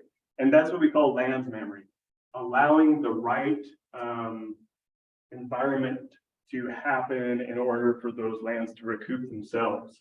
And sometimes that's possible. You can do that with wetlands and things, and sometimes it's not possible. Sometimes you have to be more active in your restoration. But so again, today it's a great trade area like it used to be. So this is that full painting. You saw pieces of it before. So again, if you get a chance to go up to the Manda Trail, I'm sure a lot of you already have. Maybe you haven't, but been to the Manda Grotto and checked it out. But all this knowledge, all these things were passed down thousands of years, and then something happened. This happened. So common grandson, a lot of people call this Native history or Indian history or whatever. I call it US history because it's like what I talked to you about before was our history, right? The stories, and that was what we taught our young people and everything. This is more US history, right? What the United States did with us, to us, however you want to put that. The one thing, because I know I'm short on time, the one thing I want to say out loud with this is that in order for the United States to gain tribal lands, because Aboriginal title was a thing, was a recognized thing, there had to be a ratified treaty. There was a treaty for the coast of Oregon. That treaty was signed by most of the tribes, including our tribe of Western Oregon. And it went over east, and for some reason, it was not ratified by the United States government. Still to this day, there's never been a treaty ratified for our area or for our 1.6 million acres, which this is not a picture of. That's a picture of the coast reservation that people were moved to. So a lot of Native folks, a lot of people within the tribe see ourselves as stewards of our lands and waters because it's in our beliefs, but also because of this. It was never legally ceded. We never legally ceded it. We never sold it. So we see ourselves as stewards of these lands and waters in that way. And that's why in the Cultural and Natural Resource Department, we have such a strong title to go forth in restoration efforts. And we do that by working with a lot of different agencies. Right? These are actually pictures of some of my family here. When the reservation closed in 1876, a lot of people moved to the North Fork of the Sayusla, along with my family. That was actually known by the people of Florence as Indian Town at the time because there were so many native folks living up there. And our government, Confederated Tribes of Coos, Umpqua, Sayusla, formed in 1916, our confederation. And from that time, we worked to try to get lands back, get the treaty ratified, so we get payment for some of our lands, et cetera, et cetera. We had a court of claims case. Didn't end up going well. We were the first ones in there, which first ones get to learn the School of Hard Knocks to do other things, right? And so some other tribes were able to get some payment for their lands and different things like that, but we were not. Boarding school era, I only put that on here because boarding schools are really big right now. Everybody's talking about them. But it's not very long ago. This summer, I just had the opportunity to go back and get remains from Carlisle, from a person who was sent over there when she was 14. She passed away, she was 16. And some of the family members that I went over there with to get the remains back, if she had been living, she would be in her 80s when they were born. So they could have had a chance to be held by her, right? And they're a couple years younger than me. So it's not all that long ago, right? The other thing that I want to say, termination era, that happened here in Oregon. Tribes were terminated, so that was another way of kind of federal government to say no to any agreements formally made. And Indian Child Welfare Act of 1978, but also in 1978 there was the Religious Freedoms Act, which when that was passed, that I mentioned the canoes earlier not being used for a long time. That was because they were termed war canoes and they're technically illegal. Even though they're just journey canoes, they're just used for traveling. But after that happened, that's what really started revitalizing canoe culture. Today we have several different canoes, some really awesome canoe journeys that we participate up in Washington for, and also local canoe journeys. So if you see us out in the water, wave, go ahead. And restoration in 1984. Never underestimated the efforts of a small group of people or whatever. I can't remember the quote, but these are some of our elders that accomplished restoration.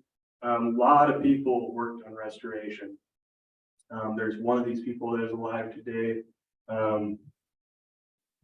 All through just networking, volunteerism, and gaining funds in order to make trips to DC back and forth to get our restoration, 1984.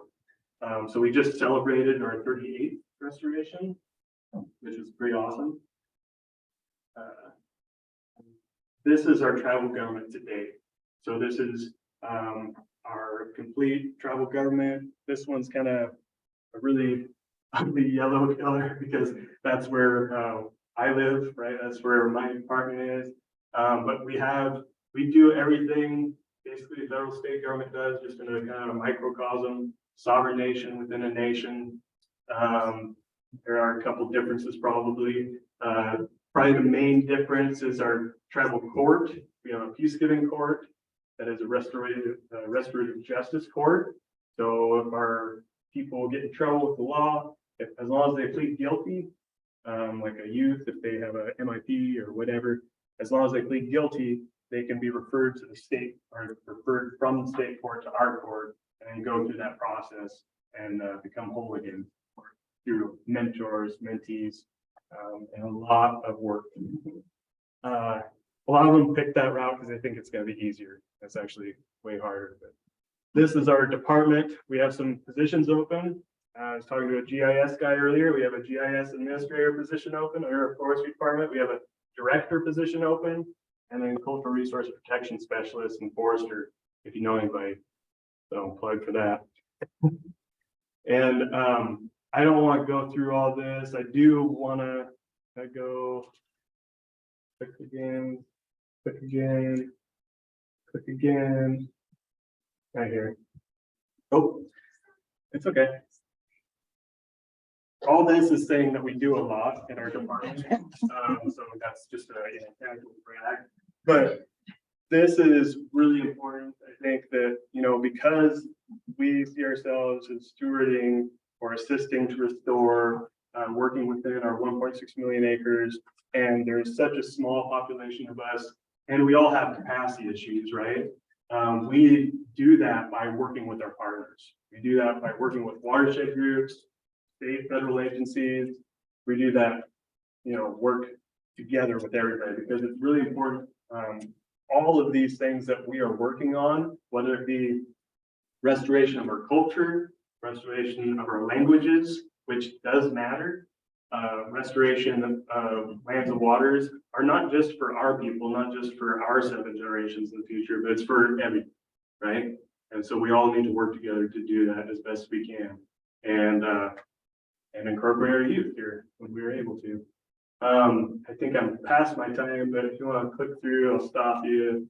Anything that else that's super important.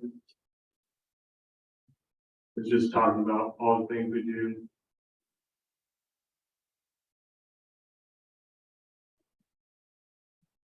So, yeah, I know I'm past time, so you can go back to the last one. There you go. There you go. So he says, Louis, Ella, Mossy, thank you. That's just thank you in however many different languages. Chaistawan, Goose, Millet, Chinekwawa, and English. I think you know that last one. Do you have any adaptations to the storytelling that incorporates some climate change issues, things like that? Yeah. Yeah. Sorry, Mike. So yeah. There are stories that talk about climate change. That climate change is not a new thing. It's just very abrupt now, right? It's happening in a very condensed time. Like we have stories of when Hasita Head out here was actually the Great Bay of the Siuslaw, right? Where that rock formation was way bigger than the water and the water out there. Stories about the time which road and just nonstop. So there's stories of climate adaptation that have happened over the long periods. We are seeing impacts because we're just out on the landscape gathering materials that we associate with climate change. Not sure if that answers your question. Yeah. So yes, I guess. There's a question up there about the Amanda story. What year did it begin at the coastal California Indian? My people suffer much of the same way. Yeah, I kind of skipped over that in the history portion. This video kind of covered that a little bit, but the years were the Coast Reservation was set up Executive Order 1859. I think she, I don't want to quote what year she was moved up because I can't remember off the top of my head. But she was in the second movement. I think it was 1862. I'm not sure though. And then the Coast Reservation was split into 2 halves in 1865. So you had the LC sub-agency at that point, which included Yachats, and it actually was 10 miles north of the Umpqua River. So we would be in the reservation today, right here, if it hadn't been closed later. And that was split in half for the Newport because they wanted a railroad from Corvallis to Newport, and the Siletz Agency or Siletz Reservation to the north, which still exists today. It's just much smaller. And then in 1875, there was a council held here, or here up in Yachats, and they wanted to close the LC sub-agency, which is the southern portion. And councils were held, they had to get, according to the law, they had to get all the headmen to sign off on the closure of the reservation. There were 19, including Alcee, Hedman, Shaislaw, Queech, and Coos folks. And not one of them signed off on the closure. We have the minutes of the meetings, and they're pretty inspiring / frustrating to read through those minutes. Not one of them okayed the closure, but the Indian agent at the time, Gold Congress, said yes, they had. And so that Alcee 70 was closed down. In 76, people were kicked off, and then they basically became refugees in their own land and just moved to wherever was a good place to live, a good place to live. So lots of the villages were burned down and occupied. After that time, I think I covered some of the other history, but so Amanda happened in the first portion of that.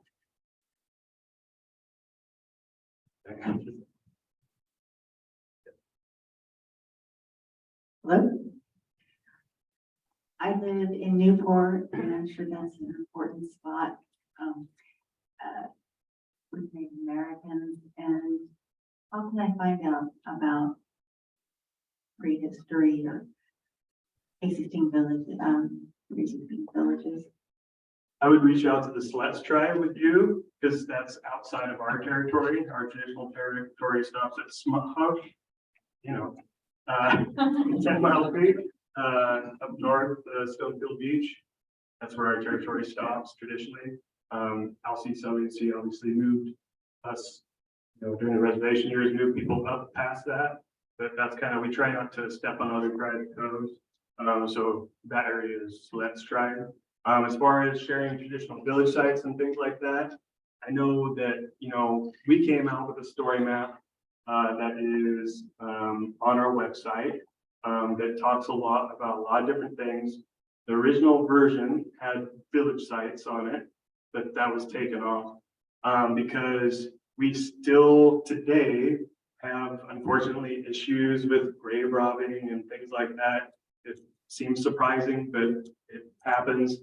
And so people sometimes are a little wary of sharing exact village sites or place names, because when you live in a place for thousands of years, you have lots of ancestors in those areas.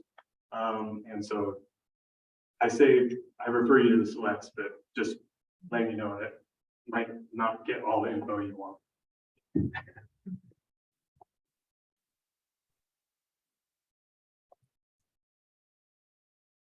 Tell us about your hat and the feather, because I saw one similar in one of the presentations. Oh, okay. If you would, please. Yeah, so my hat was woven by a grandmother, friend, my cousins. Lots of people make this style hat. In the old days and today, you can see the steersman, the Sinuan here, wearing a Sinuan hat in the back there, and a couple other hats here in the picture. Those hats are woven out of cedar bark, the inner bark of a cedar tree. Same with this one, it's just a more contemporary style. And so you can utilize that, in a form, and it's called plaiting. It's a traditional way of weaving, not normally hats. Our hats were actually more tightly woven traditionally. But this style hat is a canoe style hat. It's kind of cool because in warm weather, there's little spaces between it. So you can pull it down over your eyes and still kind of see through it. It protects your eyes from the reflection from the water. And then it's raining, the rain hits it and it tightens up and becomes a little more rain resistant. So it's a hat that kind of changes with the weather. That's great. So there's lots of different hats. This hat is become really popular in more recent times among Native folks. Like if you went to a restoration recently, you would have seen multiple people wearing hats similar to this. And then the feather, this one is a flicker feather. I also have some jay feathers or filigree feathers. But this one in particular has to do with healing, doctoring, and it's kind of a wealth item, but I don't like saying wealth item because that's seen as like having, 20-inch rims or whatever. Wealth items in our tribe are, and many tribes, but not all, are kind of like, I have gained wealth and I'm willing to share it and I continue to share it. And as long as I do that, I'm able to. Thank you.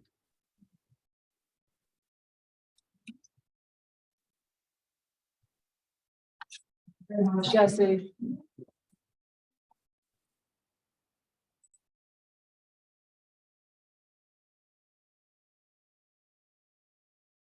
So, oh,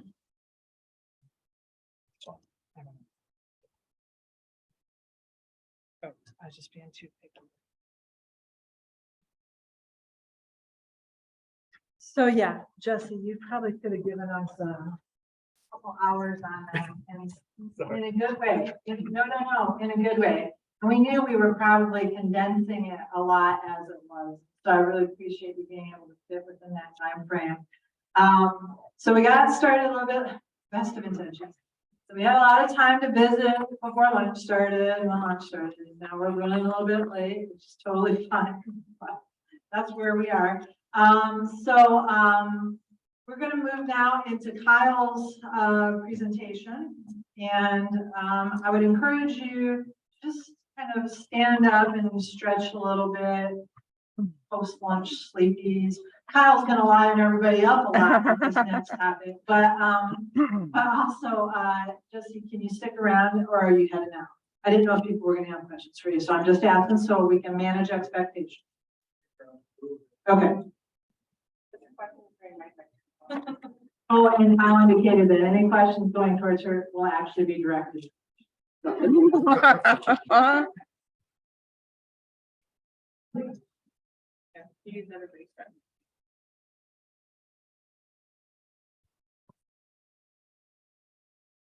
All right. Hi, everyone. Can you hear me okay? I'm not good at this one. You are close.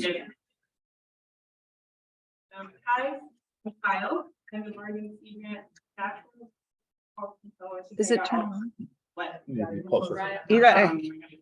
Is it turned on? I think so. Okay. It's just me. No. It's me. It's me. Okay. So I'm an Oregon Sea Grant Natural Resource Policy Fellow, and as you mentioned earlier, I'm in the home stretch of my project here with the Coastal Management Program. My title is the Tribal Federal Consistency Policy and Processes Fellow, which probably says a lot about what I'm talking about. So shout out to Jeff for giving the great foundation for y'all earlier today.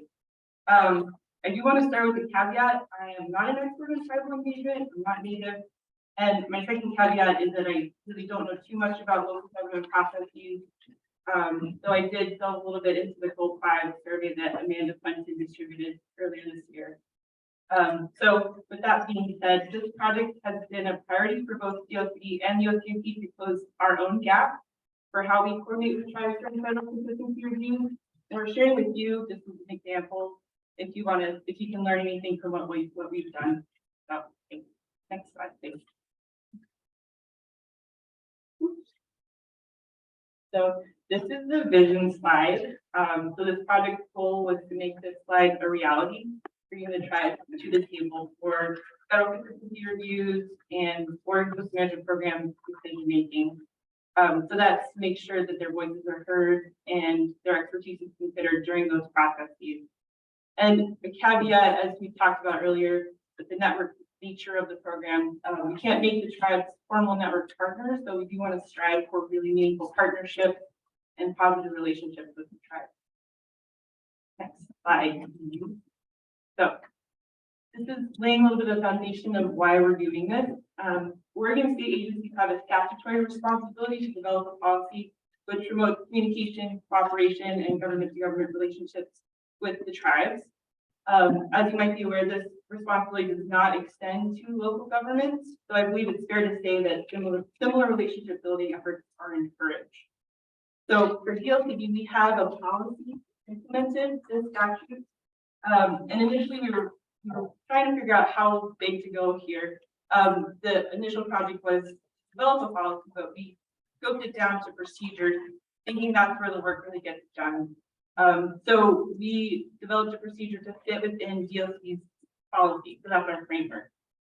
I will say most of DLCD's communication with the tribes is about big projects or policy making. That's typically initiated via formal letters to tribal councils. So as you heard from Jeff earlier, ours is really like a permanent process. So we need to develop the procedures that could be sustainable and, you know, used over time and just set a foundation for regular communication. So words fall out of my head, so apologies. So it's a lot like a permit approval process. So with this in mind, we need to develop procedures that were unique to the Federal Consistency Review Shop that would allow for more of a regular staff level notification process. So what I'm calling it is formalized but informal. So next slide, please. And this is just a very common sense procedure. I think you'll look at it and be like, yeah, that makes a lot of sense, which is the goal, because what we were thinking was if it makes a lot of sense and it's pretty common sense that it could be sustainable and survive through, you know, turnover, whatever happens. So the commitments we are making are to first do the pre-work with the tribe to make sure they are familiar with what federal consistency is, what it means to participate in the process. And what we mean by that is that we want to make sure we have good contacts of the tribes and a way to sustain those contacts over time. We would like to better understand what sort of actions that we should be informing them of. So whether that's geographic location or, you know, types of activities, or, you know, we also leave it open if you want to know about everything. We'll tell you about everything. So, and then the next commitment is to provide notification to the tribes when a federal consistency review is initiated. So in doing that, we want to make sure that it's timely, so that there's plenty of time for us to respond to their feedback, for them to have the time to review. We also want to make sure that it's separate from and before the public notice. So that's recognizing the sovereign status of the tribe, not the public, not stakeholders. And then the next commitment, just making sure there's plenty of opportunities for coordination and communication. So we'll ask for comments on the projects, but encourage the tribe to request the type of coordination that they prefer. So if they want formal consultation, we would do that. So it's laying the groundwork for just regular communication, but if it becomes something bigger that requires tribal council involvement, we'll do that. And then we want to make sure that any comments we receive, we would act on them and respond to them. The last commitment is just the follow-up. So it's a little bit of that acting on the comments, but also making sure that we are notifying of the decision, and so that we're documenting how we considered their input so they can see themselves in our work we go. So next slide. You saw this earlier. Now the yellow star has just moved from local government to tribal government. And we developed this to share with tribes, both to visualize the process overall, visualize the process overall, and then also to see where they fit in the process. So what we're looking for, you know, request for comments, subject matter expertise on coastal effects, and then just opening up those opportunities for staff to staff coordination and formal consultation. So, next slide, same one, just tribal government again. So there we go. So this last one, I just wanted to walk through how we got here. So I started this fellowship in September. Over time, we did send 3 consultation letters out to the tribe. And the thinking here is, as I was mentioning earlier, moving from formal to informal. So laying out that foundation letters so that over time we can start to be more staff level coordination. I do want to call out my tribal advisors, Cassie Urfi with the Coastal Indian Tribe, and then Margaret Corby, who's on the line. Thank you very much, Margaret, with CT Calusi. So, and from here, I wanted to hear from you. We'll see what happens. This is like a dry run for the roundtable, but opening up the floor, if there's any questions, you can go to the next slide. So if there's any questions, or if anybody wants to share some experience from the local government perspective.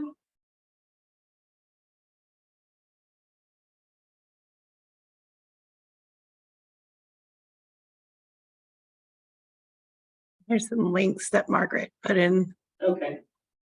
I think I was doing a really bad job. So just opening up the floor now for discussion. If anybody wants to chime in from a local government perspective, or ask any questions about the procedure development. You click off the PowerPoint so we can have. Yeah.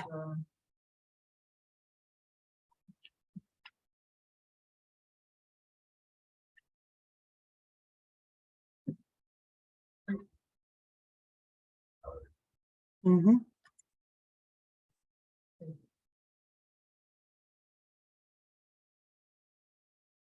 I got a question. So, if we do this way. So my question is, if we do this concurrently, how do we know for? How we put it out?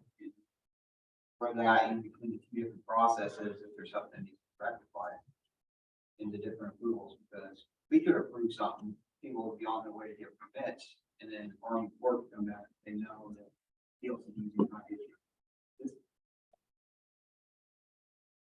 Well, I think that gets back to Jeff's presentation, and I will speak up, but I think with the Federal Consistency Review as it's a coordination tool, the thought is that there's communication between the local jurisdictions and the Federal Consistency Coordinator to help with some of that. But I don't know if I'm actually answering your question. Are you wondering about coordination with tribes here, or just? Yeah, your coordination. So I mean, they're on their own separate time. Then we can issue approval. They can say no, change your project location. That, I mean, that doesn't override our approval one day. So then you would be back in the circle. So. So I guess this also gets to the question, how much are you coordinating with, like, the Corps as an example? When it's a core activity, are you usually talking to them about some of these changes, or? No, I don't, well, no, we let them avoid our objective standard. They're not looking at any accountability. I'm worried about speaking to anyone because I'm not an expert, but I know when we consider a federal permit application, we do look at that land use compatibility statement as part of the joint permit application as Jeff was speaking to earlier. So I think Jeff can help with some of that. And I don't know if Jeff wants to just like go ahead and say something different, but Does it make a difference to you if you sign off on a lot? Yeah, or whether it's you sign off on a permit? Yeah, exactly. So most of our lots is say, you need to circle back and get a permit out of us. So that's where our lots is sign off. Well, because I'm also a county guy, right? So sign luxes, and we also sign permits. We do. Yeah. Lux is of course somebody else's.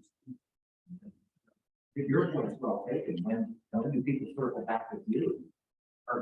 And if in fact this is another, just most of the time, tribes have so many levers that the rest of us don't, and let's use those. So this would be interesting to see if this really becomes something, because they typically prefer to deal directly with the federal government than through the state government. What are you telling me I need a microphone?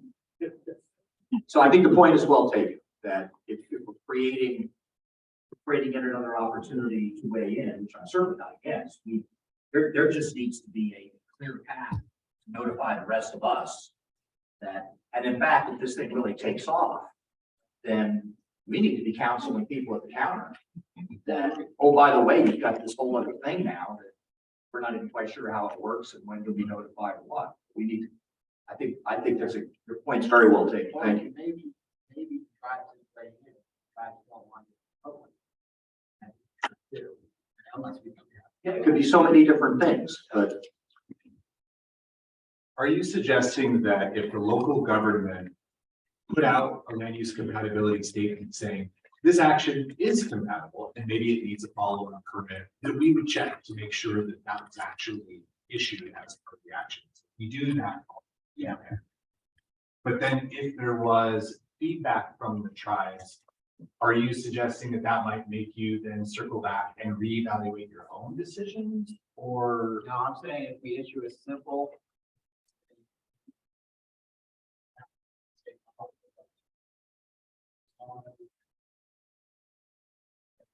say if you put a dock in the river.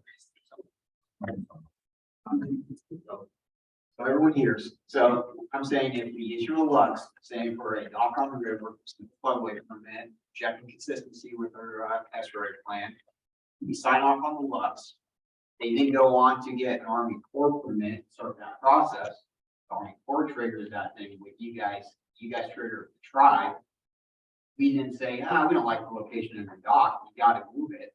Or we don't like your engineering analysis. Because there's a conditional use attached, correct? It has to go through. Right? Yeah. You're not signing off on a Lux. Yeah. You're signing it to say, yes, maybe, because there's still a CU that needs to happen, right? And what happens if we issue our final approval and say, no, we don't like that location, but we think engineering or just compatibility wise, down the river is way better because how throughput does docks, and they're already stuck into this other process. And by the time the tribe responds, we've already issued approval. So then, I mean, who do they circle back with?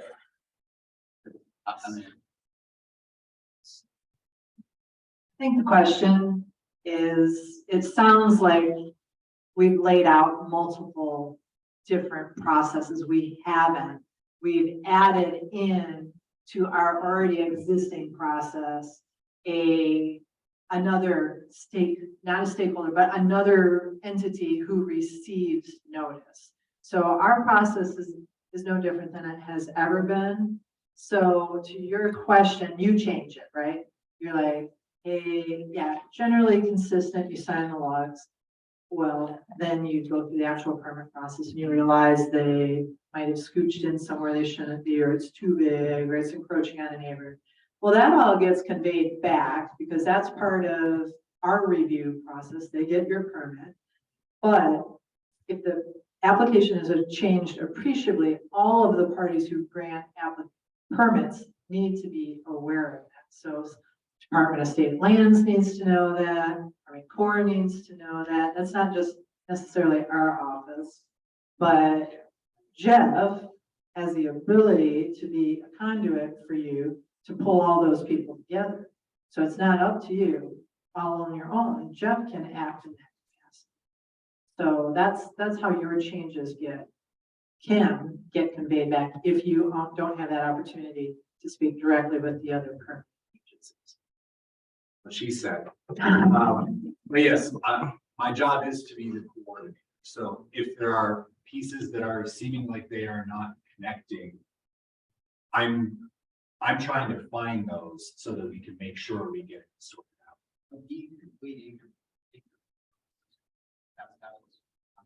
Especially on the one we just had last week where we deemed it complete only. He's saying it's complete or incomplete process, and then. So we had this issue with DOCD last week, wasn't very much. But we received an application maybe early this year, February, whatever. I mean, it just wasn't a good application. Out, we needed it complete. So it's been sitting there. We only got a complete application with some information to bring a decision in September, middle of September, when we keep it complete. Well, you guys are almost ready. You guys are well ahead of us on that. Yeah, so I know which one you're talking about. We have a 6-month review deadline, and if the ducks can't be lined up within that 6 months, we would object. Or, as what we did, we agreed with the applicant to do a stay, which gives the time to make it work. And it was described to me by Deanna, my predecessor, that when things are working right, the federal consistency piece is the caboose on the permit card. It is the last thing. You have to make sure everything else is together. And if it's not, that is the sign to you. Then you got to figure out what's going on. We can stop the train. There are things that we can do. We would not have moved on. That's the point I want to. Thanks for bringing that. Yeah. Yeah. That stay agreement is in process. So the applicant hasn't agreed yet. But anyway, so if we're talking about considering tribes input, I think it's the same thing. If we hear from the tribes after our coordination, if there's something, we would let you know. So that's just, it's communication, is what we're trying to do. So any other questions about the process or any other thoughts?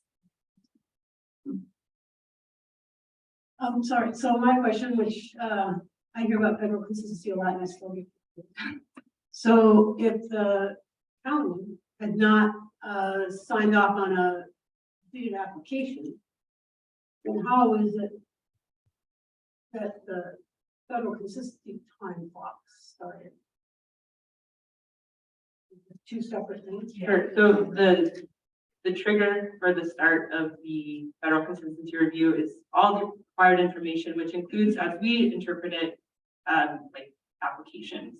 So because that applicant had applied for land use compatibility with the county, that means it could start. So, but we, as Jeff was saying, we can adjust over time based on the circumstances of the review. So we can extend it. We have the ability.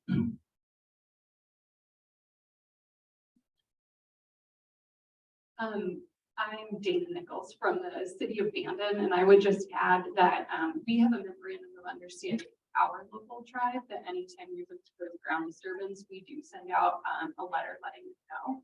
And so from the perspective of how do you coordinate, it does happen at times where we send out a notice and it ends up being a pretty crappy application that never makes it through. But the tribe has the opportunity to write back to them and let them know whether or not an archaeologist or a tribal monitor is required. Every tribe is different, but the tribe that we work with, their process is not to tell us sort of where a project can or can't happen, but really just to have some oversight about what's underneath the soil or what might be there. So they have an idea of where things are located. They won't tell someone you can or can't do the project. So hopefully that sort of answers that question. Yeah, the hotel. Right. They had incomparable one ivy there. Who else? What a remarkable man. Yes. His legacy is still, yeah. I mean, we have a wonderful working relationship with them. And my understanding is Bandon is one of very few places, I think, maybe the only one that has this sort of agreement. But it's really helped us build a phenomenal working relationship with them that we hope to continue to expand. The one thing that we did note that is challenging, I don't know if you guys have run into this, is that when we send out that letter, or when they send out that letter, it goes to both the city and the property owner. We didn't realize until recently that only about 25% of property owners are actually following through with what the letter required. Is that what yours says? They can be on site? Yeah, the letter says that either a tribal monitor or an archaeologist is required or not. Is that what your ordinance says? We have a memorandum of understanding. We don't have anything in our ordinance like that we can require. I mean, it is federal that if you find something. So they have that backing it, but yeah, we don't have any ordinance that requires as part of our that they follow through. So anyway, maybe that's helpful or interesting. Yeah, thanks for sharing that. Yeah.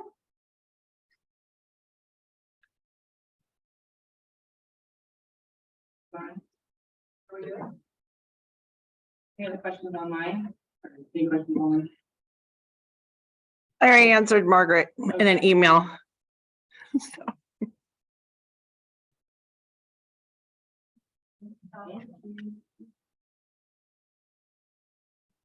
Okay.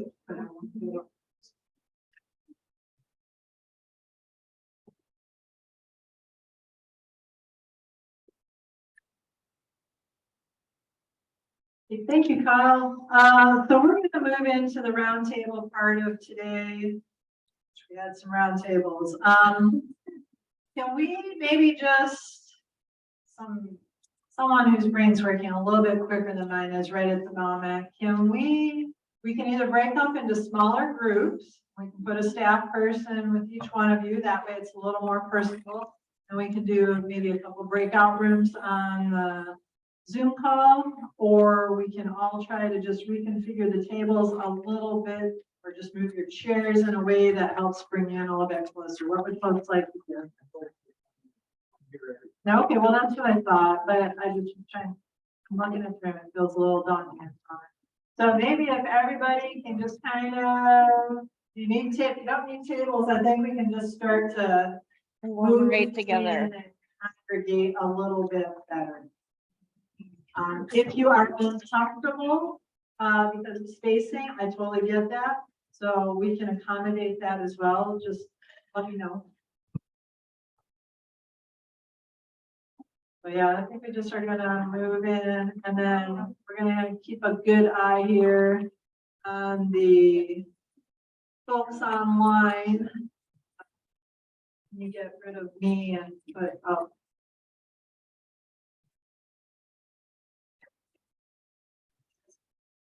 Okay, however, for this to work online, I need y'all to turn on your cameras if you can.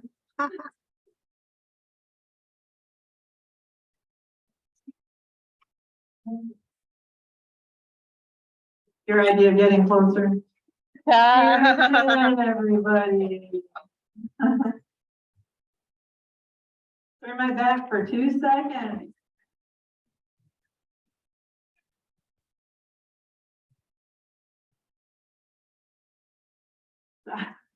Hey, Marjorie.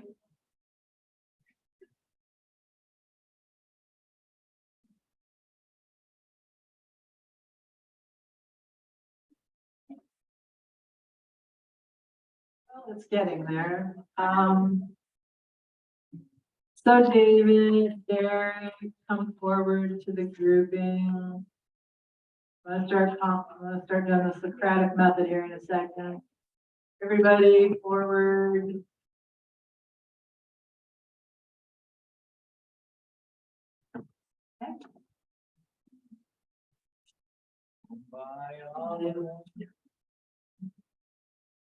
Okay.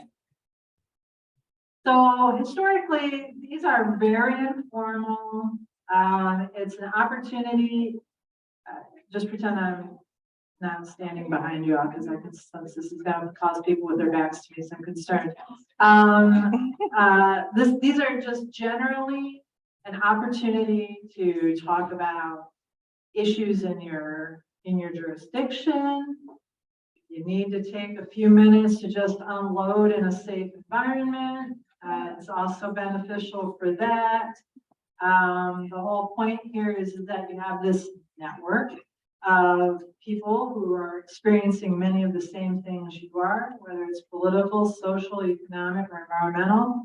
And the idea is that you use this as a forum to, one, make new connections, but also to hear some feedback. And one, find out you're not alone, because you're not.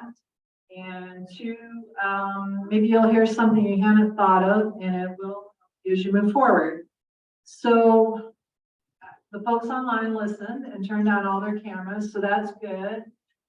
I'm sorry, you can't see my face right now. It would be brimming with sarcasm. Turn on your cameras now.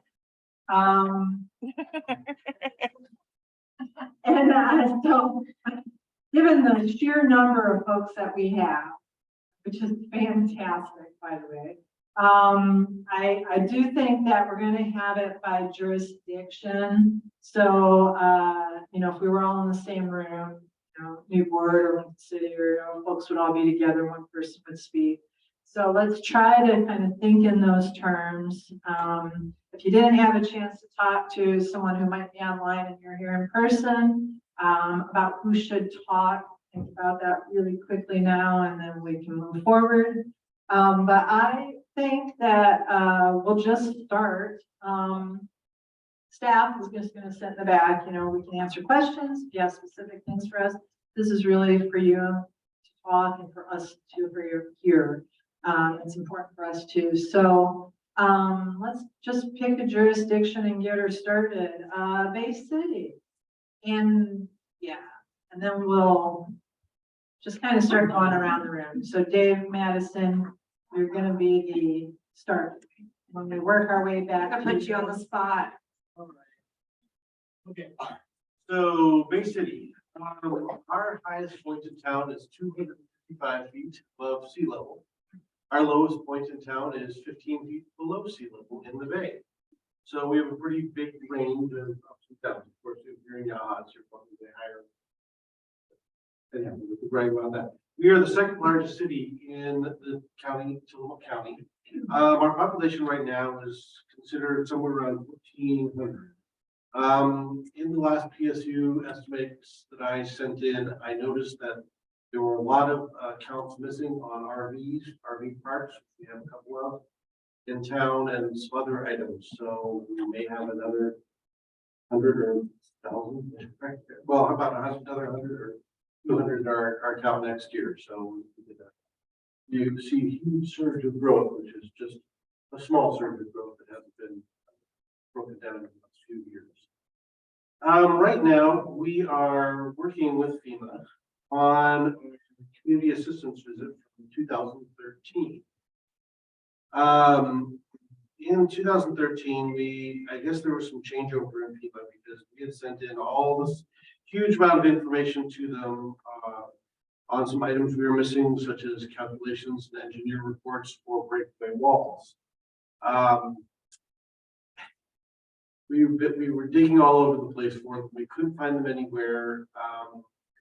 You know, any hard documents that were left behind on what had been sent to FEMA until we had a computer upgrade. Then I found the attachment that had been sent to FEMA earlier that had all the calculations in it that someone missed when they transferred jobs in FEMA. So we were working very closely with a gentleman there, and I hope we have everything covered. So the 9 years afterwards, we finally got our cab lifted for leave. Lastly, we are working on our TGM code update through a grant, state grant. In the years that this has taken place, it started back in 2019, I believe, and we have changed, our staff has totally changed. There's nobody there. Well, okay, I shouldn't say nobody there. There's one person that's there, a recorder, Debbie, who's been there for about 8 years now, but everyone else has changed on staff. And I think we kind of opened a can of worms because nobody likes where the TGM code update is going, because as you know, TGM codes are very rigid. And I think we're all concerned about seeing the amount of growth that they're pushing on us. There will be any names of any consultants who are doing that, but anyhow, that are pushing on it, that I don't think we want to see. And so with the new staff, we are working very hard to try to come to a mutual agreement as to what need to be changed, what doesn't need to be changed. So if guys from the state level are listening, if you're in the room right now, please really push for your consultants, be cooperative, so we can really get to this meeting ground, and we know we can update some things. Because basically, one thing I should open that's a little struggle for us is a 36-foot height requirement or allowance for outbuildings downtown. We have no capacity to fight fires in downtown. You know, our fire station doesn't have any capacity to do that. So we have put the brakes on. We requested that the consultant put the brakes on that a number of times. I think we're finally getting somewhere with it, but I think that we've repeated ourselves about 7 or 8 times saying we can't do that. If we do that, we can allow it as a conditional use permit pending meeting fire codes, but that's the only way we can do that. So I think it's very scary when you're dealing again with the town of 1400, seeing these high intensity developments I just proposed or just the thoughts by some of the community just thinking about, you know, having a higher density in town of what's, you know, basically a single family suburb with a block of downtown. So anyhow, but I think with when there was a change of staff and the lightening of COVID requirements, I think it opened up all the planning commission members, all the council members to talk to us and say, what's going on? We didn't know this was going to go this way. So anyhow, that's what's going on in the TGM code. That's about all that's going on in Bay City. We've had a huge number of permits come in this year for I think it's about 6 or 7 houses. It is a large number for a small town like us. Imagine expecting 4 to 10 minutes, but we're growing. I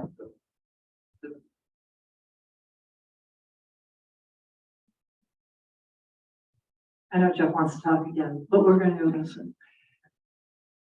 Jaime, and then after Jaime, we'll go to someone online. So I'm Jaime White with the city of Waldport. So I think we've got the same issues that a lot of people have. We're trying to deal with workforce housing, affordable housing, homelessness, that kind of stuff. We're doing a housing needs analysis through a grant with the LCD, which we appreciate. Unfortunately, we're finding that a lot of our land, which we were thinking are undevelopable because, you know, it's 100 acres or a couple hundred acres owned by a family that has absolutely no intentions of developing, and their kids have no intentions of developing. We still have to count towards developable lands, knowing that that's not going to be the case. We also have some grounds or some lands in there that, although not at 20% slope, do have a lot of undulating geography, so they're going to be quite expensive. So we struggle as to how do we account for those or not account for those, as the case may be, and expand urban growth boundaries and that kind of stuff. So that's one of the issues we're dealing with now. Other than that, we're growing. We're looking at our zoning codes and trying to see what we can do with our residential codes, see if we could increase densities. Of course, we want to push back from some of the residents in the R1 zones who, you know, don't want the increased densities in their neighborhoods. Other than that, we're just kind of plugging along. I don't have much of other stuff, any kind of issues other than on a day-to-day basis. I don't have much more. How about Brenda? Yeah.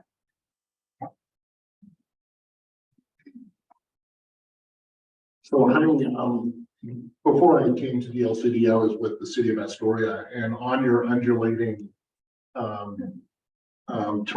terrain comment, I was actually talking to Patrick Wingard, who used to be the North Coast Regional Rep, but he's now the Mid-Willamette Valley. We were talking last week. Patrick actually did some buildable lands inventory work for the city of Astoria when he was a consultant before coming to DLCD. And one of the things that we were talking about last week is there was some analysis that had to be done in trying to address those undulations, and which made it impossible to be able to develop. And how do you work through those various circumstances? And there was a way, at least was able to work through things in working with your city engineer, that had to make some findings or some statement that talked about the reality of being able to physically be able to develop that. And so that work was done, you know, and it seems like it's still something that could be done maybe today. Maybe, you know, maybe Patrick and I can talk to Way a little bit more about that kind of, you know, work that was done in the past, at least I know for Astoria when I was with that. Pass it to Gail. And Gail Hendrickson, I think you're next, according to Lisa. Gil? Oh, there she is. You caught me off guard. That was sneaky. Yeah, so some of the things we are working on, we have spent the past 3 years working on a comp plan update. We had it ready to go to our board for final approval on September 14th, and they pulled it from the first public hearing. So we are now trying to figure out what their concerns are. So that's one thing we've got going on.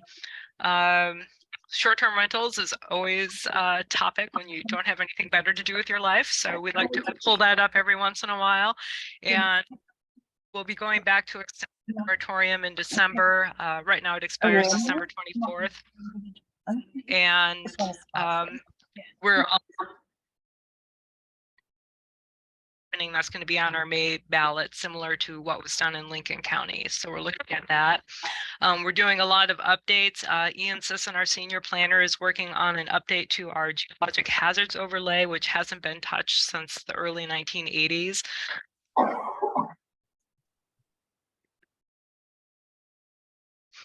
And we're doing some up. Uh-oh, maybe I shouldn't have spotlighted her. Are you not hearing me? Every once in a while, it cuts Yeah, out. you're cutting in and out, Gail. Uh, What's going Well, long story short, we're doing a lot. on? Well, that summed it up nicely.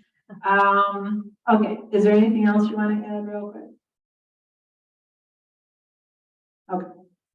So we'll next move to Melissa Yank, and then we'll go to Dana next.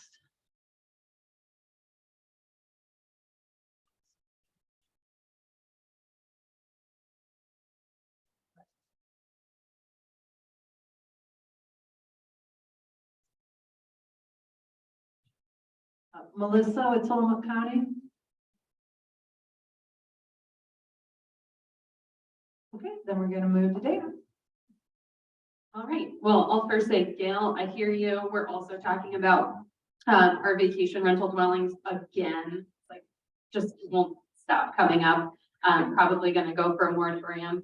The other thing that is coming up again is accessory dwelling units, which the first time we went through that code, our council and commission wanted to keep them really, really small, and now they're on the other end of wanting to make them really, really big.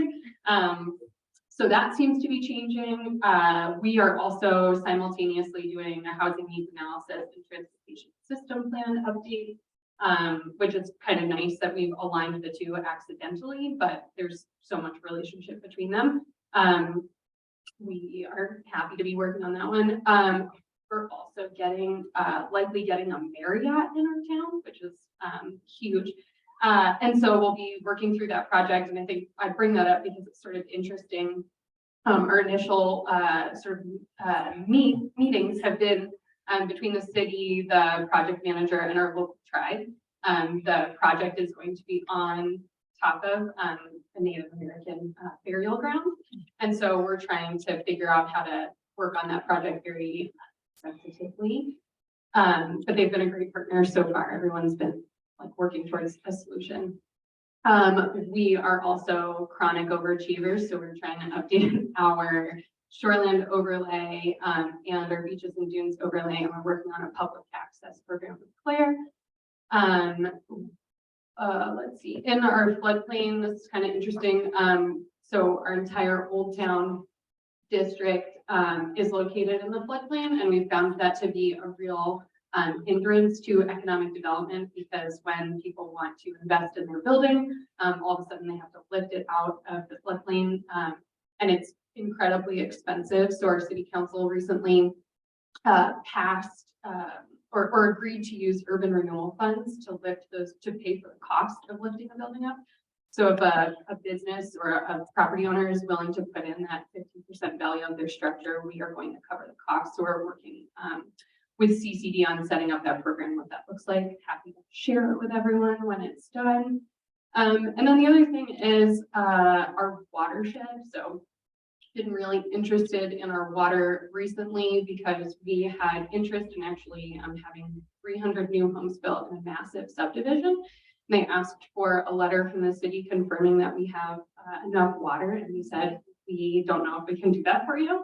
And so in learning more about how our water system works, we're just realizing how that could be really challenging for the land uses allowed in our city, and to continuing to allow growth. We're sort of limited by our water system. And the upgrades are incredibly expensive. So I don't know if other people are having that challenge. I know on the South Coast for this kind of meeting, I learned a lot. And there's a couple meetings coming up for protecting your watershed in early November, which I encourage everyone to look into.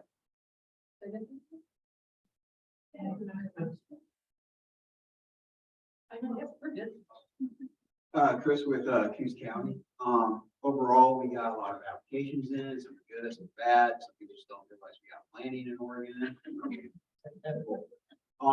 Bigger program wise for Coos County, we recently absorbed state building codes down in Coos County, which is in Coos County, the way it worked was state building codes was in jurisdiction within Coos, city of Bandon, our point. I think Hughes Bay did it vertically.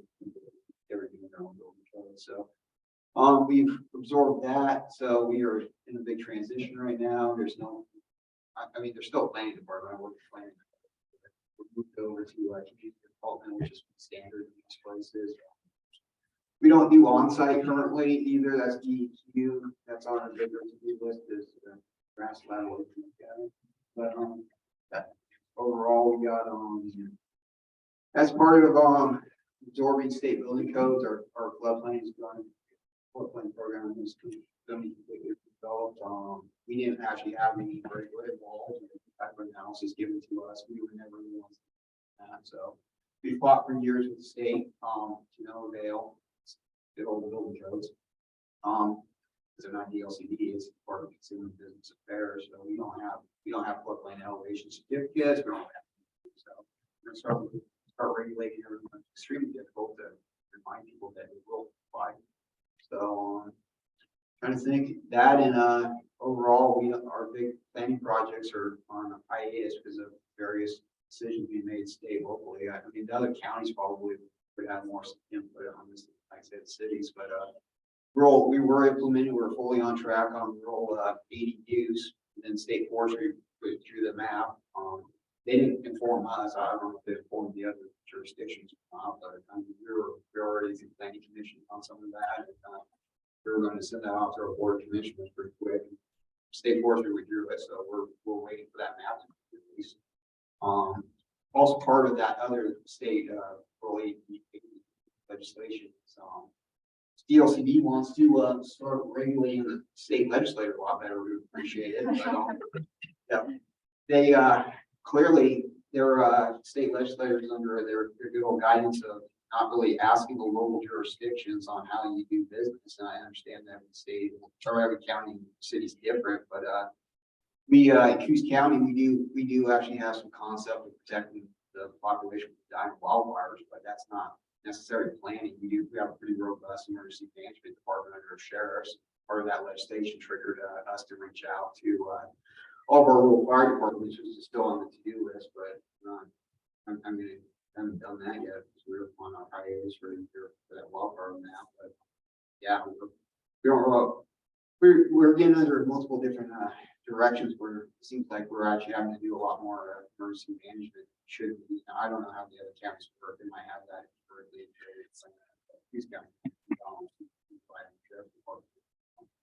We also don't actually have state forest fire protection necessarily in Coos County. We're under a code that Douglas and Coos carried over.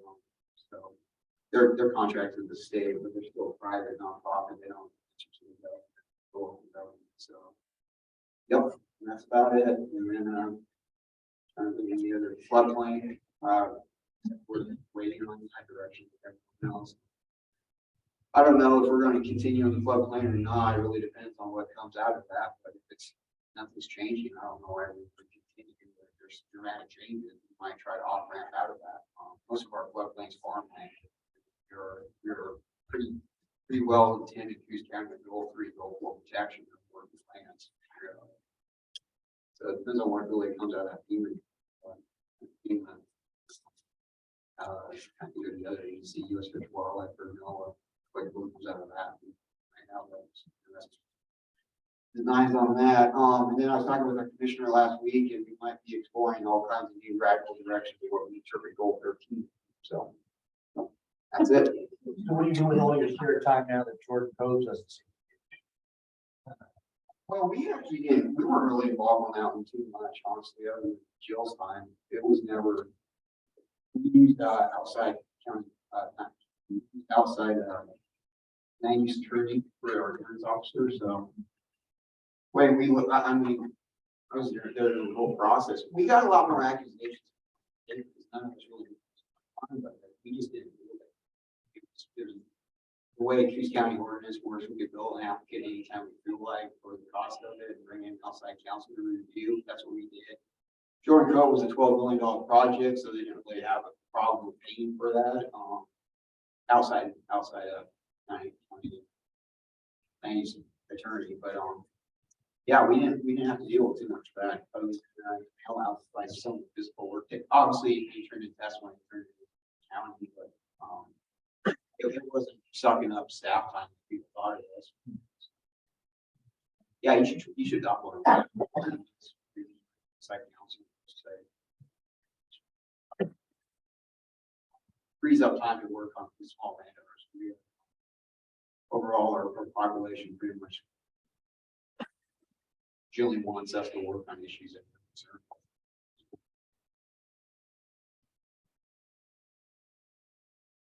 So let's move to, we'll go 4 out. How about Justin and Toledo, Jeff and Cannon Beach, and then we'll move down the ODFW and Florence. Justin? Hi, everyone. Hopefully you can hear me. Yep. Perfect. So Oregon Cascades West, representing City of Toledo. So I guess the main focus in Toledo right now has been around housing. We had a while back now our ADU update, and then we've also we went through a separate housing code update around just making it easier to build. Cottage clusters is an example, and duplexes in both of our residential zones. In Toledo, unlike other cities, we only have 2 residential zones, but both now allow duplexes on any lot, and there was a lot of support from the council when that went through, so that was exciting. We haven't seen a ton of development yet, but that's a pretty recent code update. And then we're also going through our housing needs analysis right now. I think overall the process has gone well. I think one of the biggest challenges in Toledo is slopes, similar to some other coastal cities. And then also with the Portland state estimates, our numbers are really, really low. So we just don't have a lot of projected growth, even though there's a feeling in the community that will grow more than those projected numbers. Otherwise, just chugging along with current planning work. I'm typically only working with Toledo once a week, but a lot of that time is spent on current planning. Thank you, Justin. All right, Jeff?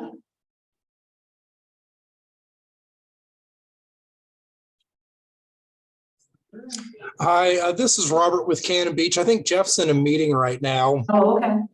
So I'll cover for him. So we've got a few things going on right now. We're adopting, or we're in the process of adopting a transportation system plan. And that is going to be going before our city council before the end of the year for vote on that. We're going through a code audit right now, and that will be going and turning into a code rewrite and some improvements there. We're working with some local jurisdictions in the Clatsop County area to address workforce housing issues.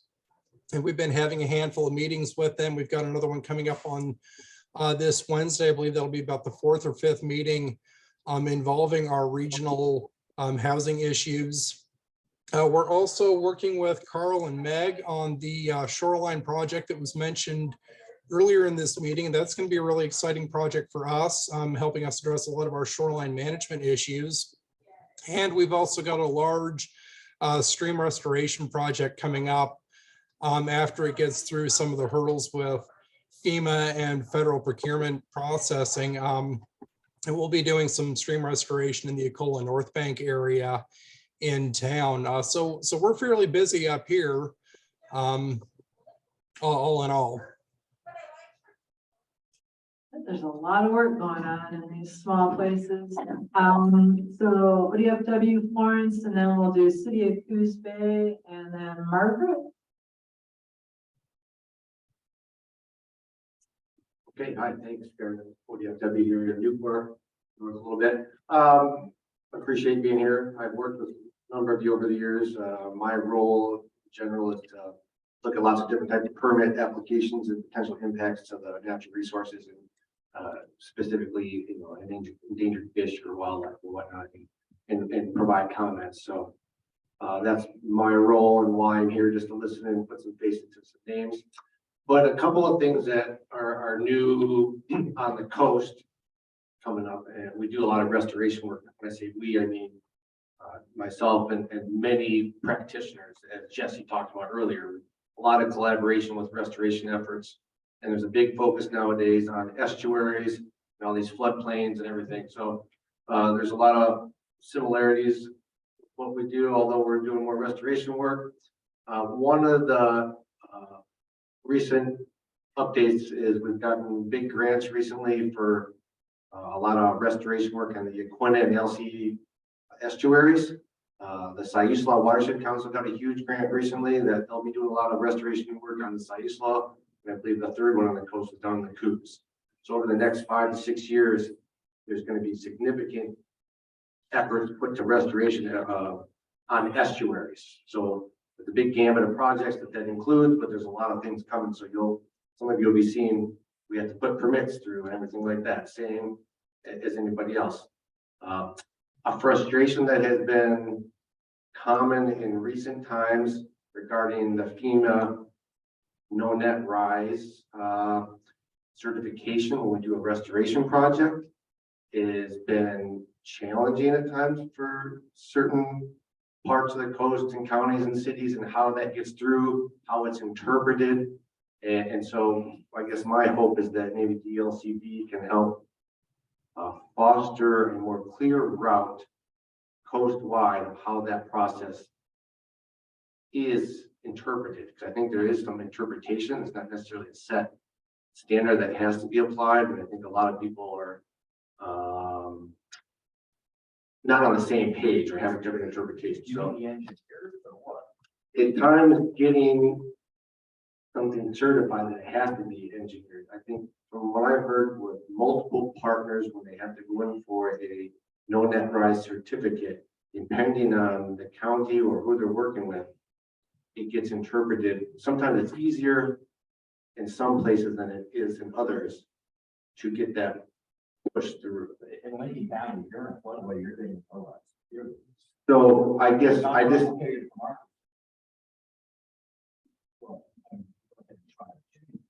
yeah, I guess I just want to see if there's a way to make it not so, I know only you have that perspective. I've heard in other counties, it's been. I think I'm the CIR. They got some explaining. That's all I'm asking. Yeah, and I believe there is different perspective in different places. And it's been a little bit easier or difficult. So my question is then, from a restoration standpoint, I know this got put on you through like the FEMA process. We're not trying to do stuff that's going to flood. We're restoring habitat that naturally is flood abatement, is natural processes that helps overall. So there's going to be a lot more things coming through. If there's an option to maybe from a DLCD perspective to get everybody on the right page to make sure this is actually the letter of the law, or is there open interpretation? There is some confusion on that from a few entities and so. It depends on the fiscal level the county or the city wants to do in regards to the project program. And the ultimate big stick in the room is you screw that up, you will lose your might lose the ability to have federally backed mortgages. So Which is like, yeah, that's economic, yes. yeah, correct. So we don't have any problem telling you all the rules. Yeah, and that's I want to just keep that. Like I said, I hear and work with lots of different people, different entities that have, again, varying I don't know if that's degrees. But you even said it. Is it that if the city or county is willing to take the risk, or they have to? I guess, is there a cut and dry rule that says you must? And that's kind of what I want to flesh out at some point. I might have an answer. So there was a period of time when the state worked out with FEMA Region 10 an exception for restoration projects, where it wasn't a no rise, it was like a little bit of rise or something, it was something easier. But then FEMA, I don't know if it was Region 10 or if it was headquarters, they were like, nope, can't do that anymore. So as local governments have been having their audits and having their codes changed to the current model code that FEMA requires, that language has been changing. So maybe that's the difference you're seeing. It could be, yeah. From FEMA's perspective, that exception for restoration projects has gone away. Well, and the city of Bay City, we're working on some park restoration and in trying to get parks in the floodplain. Show the engineering report. Yeah, I think the engineer report is. Yep. Some of the standard letters. Right. Well, that's what the city. It is, and that's the big thing with these big projects. It's a whole nother level of time and money and everything when you do these type of things. All of a sudden it's like, oh, and so I think it catches a lot of people off guard and then it can backtrack.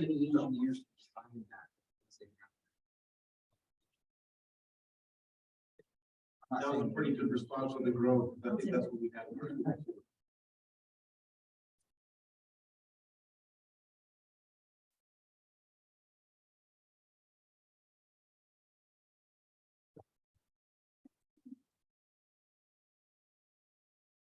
Good afternoon, everyone. Welcome to Florence.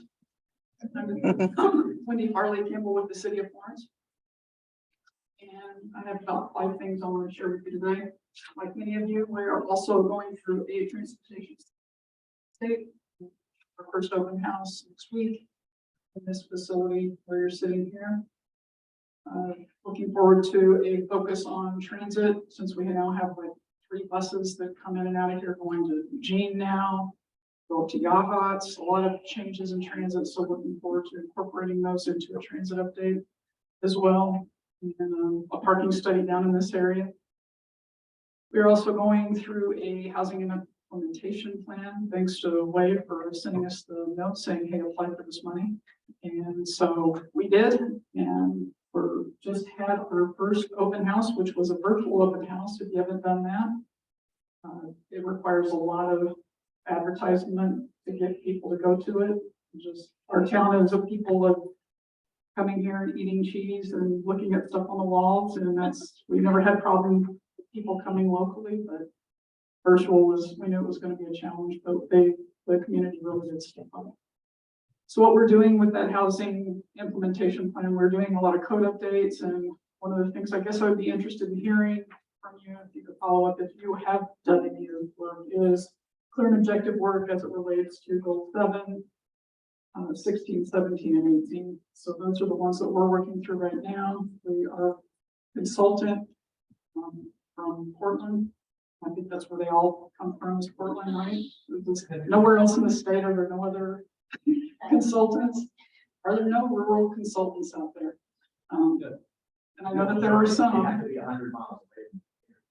They do, and then they tell us about how to do parking in our communities, and among other things, which I'm sure we won't belabor it. So they're trying to come up with, so how do you protect wetlands and all those hazard things that you rural people have. So we're trying to come up with some code for that. And a couple of other things. So across the street, we just processed, Roxanne and Elcog worked and processed the land use application findings for the microtel across the street. So we will have a hotel that goes with this facility probably next year. Very exciting. And then the ball field to the south. This all used to be middle school, elementary school, primary school property, and the school started moving over to Oak Street back in the 70s, 80s, 90s. And so this is remnant land, and so the ball field will soon be a affordable housing project, probably 100+ units by Homes for Good, and they will be looking forward to taking advantage of the MUCD, which is a multi-unit tax exemption program that the city came up and offers now. We've had 2 other developments take advantage of that as well. So if any of you are looking to start one of those in your communities, it's been obviously very fruitful since we've now got 3 developments taking very large developments. Annexation is steady, very steady with lots of infill lots. People wanting to develop those and subdivide them. In order to develop those into anything more than 1 unit on the lot, they have to annex. Look up.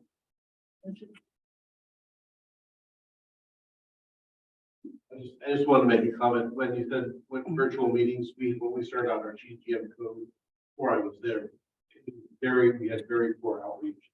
I think that's why the TDM I'm learning about it. It was kind of very frustrating because they didn't understand.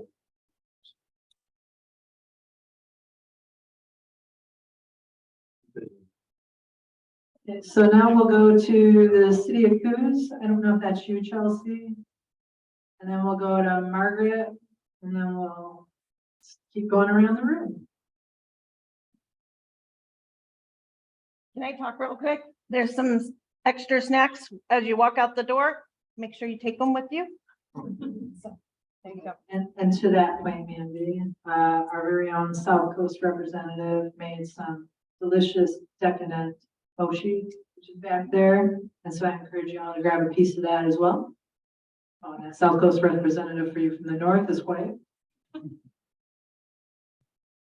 So Chelsea, are you with us, or Crystal? Oh, okay. All right, then Margaret. Hello, can you guys hear me? Yeah. Yep. Okay, Margaret Corby, Linhonas. I mentioned I'm a consultant and work for the Confederation of Coos-Coram Kwanzaa Yusla. We did have two planners on the call earlier today. I won't on their behalf. I don't know what projects they have going, but we have I know that they're involved in housing and forestry work, and there's quite a few. I heard somebody mention the work in the Sayusla and the Coos estuaries. I know that the tribes are engaged in both of those restoration focused investment partnerships with those watershed councils respectively. And I'm really just here. I do a lot of cultural resource work in that's kind of my area of expertise. I used to work for the tribes in their Department of Natural Resources. And I also am a resident of Florence. So hi, Wendy. And I am on the Watershed Council. I'm the board president. I am on the Ocean Policy Advisory Council. I am the tribal representative. And, I know local governments and tribes kind of have similar problems in that they both struggle with capacity issues, right? And I just am here to learn more about potentially opportunities that could exist to work together. I heard City of Bandon talk about an MOU earlier, and took some notes, and probably am going to follow up. It's just nice to hear and think about our struggles and how maybe we can kind of collaborate to help each other, because I think for the reason that we both have limited capacity, potentially there's opportunity when we work together to find funding or other work together to make plans. And so I'm just really here to think about those types of things. Obviously engaged in federal contingency work as well. I worked quite a bit with Kyle, and just getting to know Jeff in his new position, and have gotten to work with Andy and Michael Moses on a lot of territorial sea plan updates. So I'm engaged in a lot of planning efforts, even though I'm not a planner, and I'm trying to understand how planning and cultural resource protection can kind of fold together so that those resources, which a lot of the times are non-renewable in the state. So once they're gone, we will not have a history of what happened in the state. And a lot of what happened in the state was that tribes were removed, and buildings got put a lot of times where, or roads got put a lot of times where people were living. And so when new planning, takes place, or new buildings happen and development occurs, a lot of times underneath that ground is some remnants of like what life was like here before. And unfortunately, if those are destroyed, we don't get to learn about our history, and we don't get to learn about what happened here. And there's a lot of really special things that have happened, especially in the Sayusla estuary, and other estuaries. Estuaries are kind of a hotbed for development because they have always been, I think Jesse said this, a good place to live is a good place to live. And so people have been living on the estuaries since, forever. And I think that's rural people still want to live on the estuaries for the same reasons that people did historically, which is, abundance of fresh seafood and fish and those types of things. And so the tribe considers some of those resources important to their culture and traditions as well. And so we want to find ways to fold in measures to protect those resources so that we continue to use them in the same places we historically did. So thank you. And I just wanted to say, these are all really complex issues for everybody, climate change and sea level rise, hazard mitigation. I'm glad that planners talk about this, and I can sympathize with feeling overwhelmed at the amount of work that has to be done in these rural places. So thank you, all of you. Thank you, Margaret. Lonnie, did you want to start?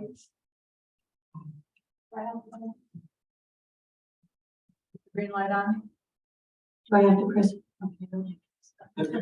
My name is Lonnie Aronia. I am in planning at Dune City. I am not a planner by any means. Most of our challenges beyond staffing are short-term rentals / ADUs, because Dune City has no wastewater infrastructure. Most people get their water source from the lakes, unless they have a well, and there are few of those, and a few very small, less than 14 residents on a community water system that's being treated. But there again, that water source is the lake water. With growing development all over, one of the biggest concerns is protecting the water quality, because what goes around comes around. And a lot of people moving into the area don't seem to understand. So with that, currently Dune City does not allow ADUs. Our code does not allow ADUs because of the infrastructure problems. And short-term rentals are a real hot issue because there are lots of them out there. People who are even there are for the most part against them. And if you have a lot smaller than an acre and a septic system of a certain size that was designed to serve that residence, then what are you going to do when you put the next one? And I would like to give a shout out to Chris, asking about the joint permit process, because we have that come up sometimes, and had one recently. How would somebody in a local government get the feedback? Because the applicant comes in and we tell them, okay, you have to have this, that, and the other. So we give them the information. How do we know that it's completed? I would really like to see if there's a joint application required, that there's some kind of a sign off so that it circles around to everybody involved. Everybody knows that it was reviewed and signed off, or what conditions that were put on that are. We have very little jurisdiction. I mean, we have no police force. Blaine County law enforcement will not come out, it seems. So the only thing that we can do is fine. And we don't collect taxes. Another water issue that recently came up is the property owner of the dam that's on Silk Goose is up for auction November 14th. And for people getting their water from Sayusla, or from Silk Goose, I'm sorry, we don't know how that's going to affect. And so people are panicking and calling us, and we don't have any answers.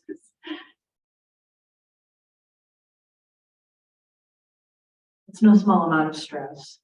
Yeah. Oh my. It's the largest water right available in the US.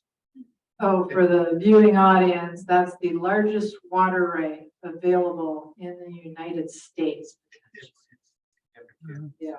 Yeah, it used to be an international paper facility, and then it was sold, and certain conditions that were supposed to be done weren't done, so it's a bit of a mess, but yeah, it's going up for auction, and who knows who's gonna get it. Who's next? Everybody's glad that they're not you anymore. Okay.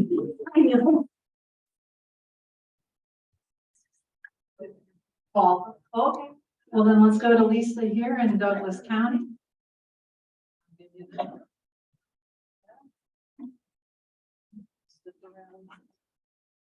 I'm Lisa Hawley from Douglas County. I'm a senior planner there. I've been there for 32 years now, and so I'm changed again.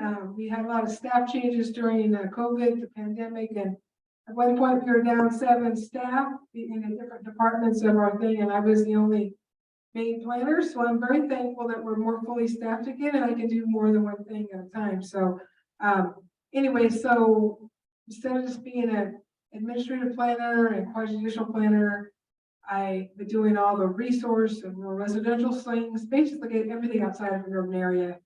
I now get the opportunity to do coastal planning because we needed someone to help with that. We wanted to make sure we provided some consistency. And so I'm looking forward to that, to learn about coastal shorelands and technical reviews and getting used to that. It's all new. I joke I'm the newbie on the block. I'm maybe an oldie, but a newbie. And so I'm looking forward to learning that. We do especially in the Winchester Bay area, there's a lot of beaches and dunes areas. And so I know we get a lot of those applications. Some actually Chris worked on when he was with us, and so some other things. So, and we also have some coastal shorelands that go up towards Scottsburg. And we also have a lot of estuaries too. So I'm looking forward to learn what all that means. And as a county as a whole, though, I know because everything was kind of in topsy-turvy with the pandemic, we finally, with getting fully staffed, we got 2 new senior planners, which I'm very, very thankful for. But we do have one who does some of our urban work, so at least I don't have to do that anymore. But the other one we got, he came from Portland and he's becoming our more long-range planner. And so he's helping get some of our projects restarted that have kind of been stalled for a long time. So we did get a completion to our wildfire protection plan, which is a big thing for the county, as well as our planning director, Joshua Shackley, who used to be with Lincoln County, who's now our guy down here, but he's been working. We do, yeah, he's a good guy. We really enjoy him. But he is been working a lot with on the wildfire policies that were been adopted to try to work on those. We actually didn't get to go down to the meeting in Ashland about that because we had new software go live that day and it was really kind of chaotic, that new software stuff. But anyway, and then we're also doing an update on our transportation system plan. And we, like others, are in the midst of a major CAV that seems to be going on forever. So we appreciate your, since 2013, we're probably pretty close to that. One of our, so when you mentioned professional wildlife and different issues, I know with our no rises, the big thing that it comes about is we weren't doing some things right that we thought our other planners or CFMs were doing right, which we found out was doing wrong. So we're definitely in the doghouse with FEMA. So we're in the middle of trying to get that corrected. We're in the middle of doing all our letters to all the people to try to bring them to compliance. So anyway, so we're still in the program, but we don't have any insurance rating anymore. We used to be at number 8. Now we don't have that. So anyway, so we're kind of trying to get ourselves out of the doghouse. But one of the main things that was us in the doghouse, which probably makes us seem more restrictive than some other counties, but when you're in the doghouse and you're in the little light with them, you get to try to obey a little better. Anyway, so one of the things we've been working on the last few years is to try to make sure our particularly what got overlooked, seems to be the most consistent, was like your HVAC systems, when people did development in the floodplain, not just the homes, but more the maybe your HVAC or whatever, or all those mechanical things had to be uplifted and they weren't all done correctly. So that's one of the biggest things that's getting done. And so people come in and they want to do something, and then like, especially I can get this call like from Lane County coming in here to do something that usually we're considered pretty nice in Douglas County. So they're saying, you mean I have to do an elevation certificate for this or this or that? So we do get a lot of those extra people wondering about that, but there's good cause because we want to get out of the dock. So that's about it. Didn't we have, Dune City, weren't you asking about joint application permits and DSL? Jerva Brown has left her contact information for you. to call. Okay, okay.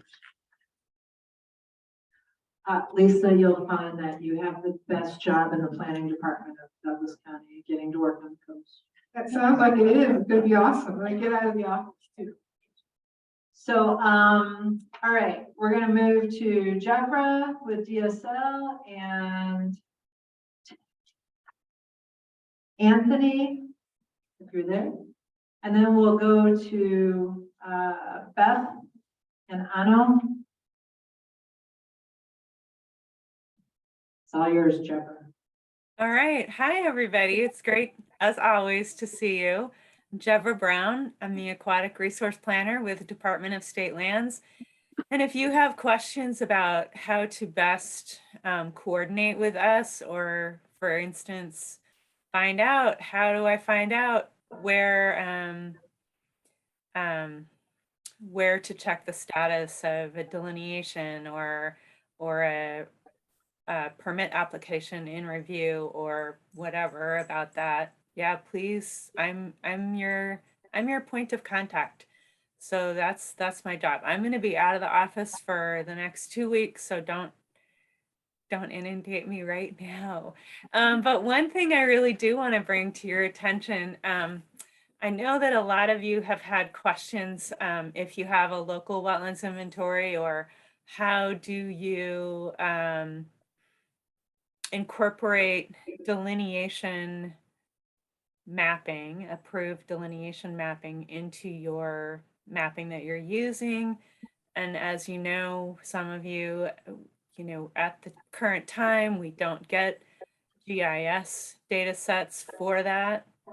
We are right now in rulemaking, and part of that rulemaking for our Division 90 wetland delineation rules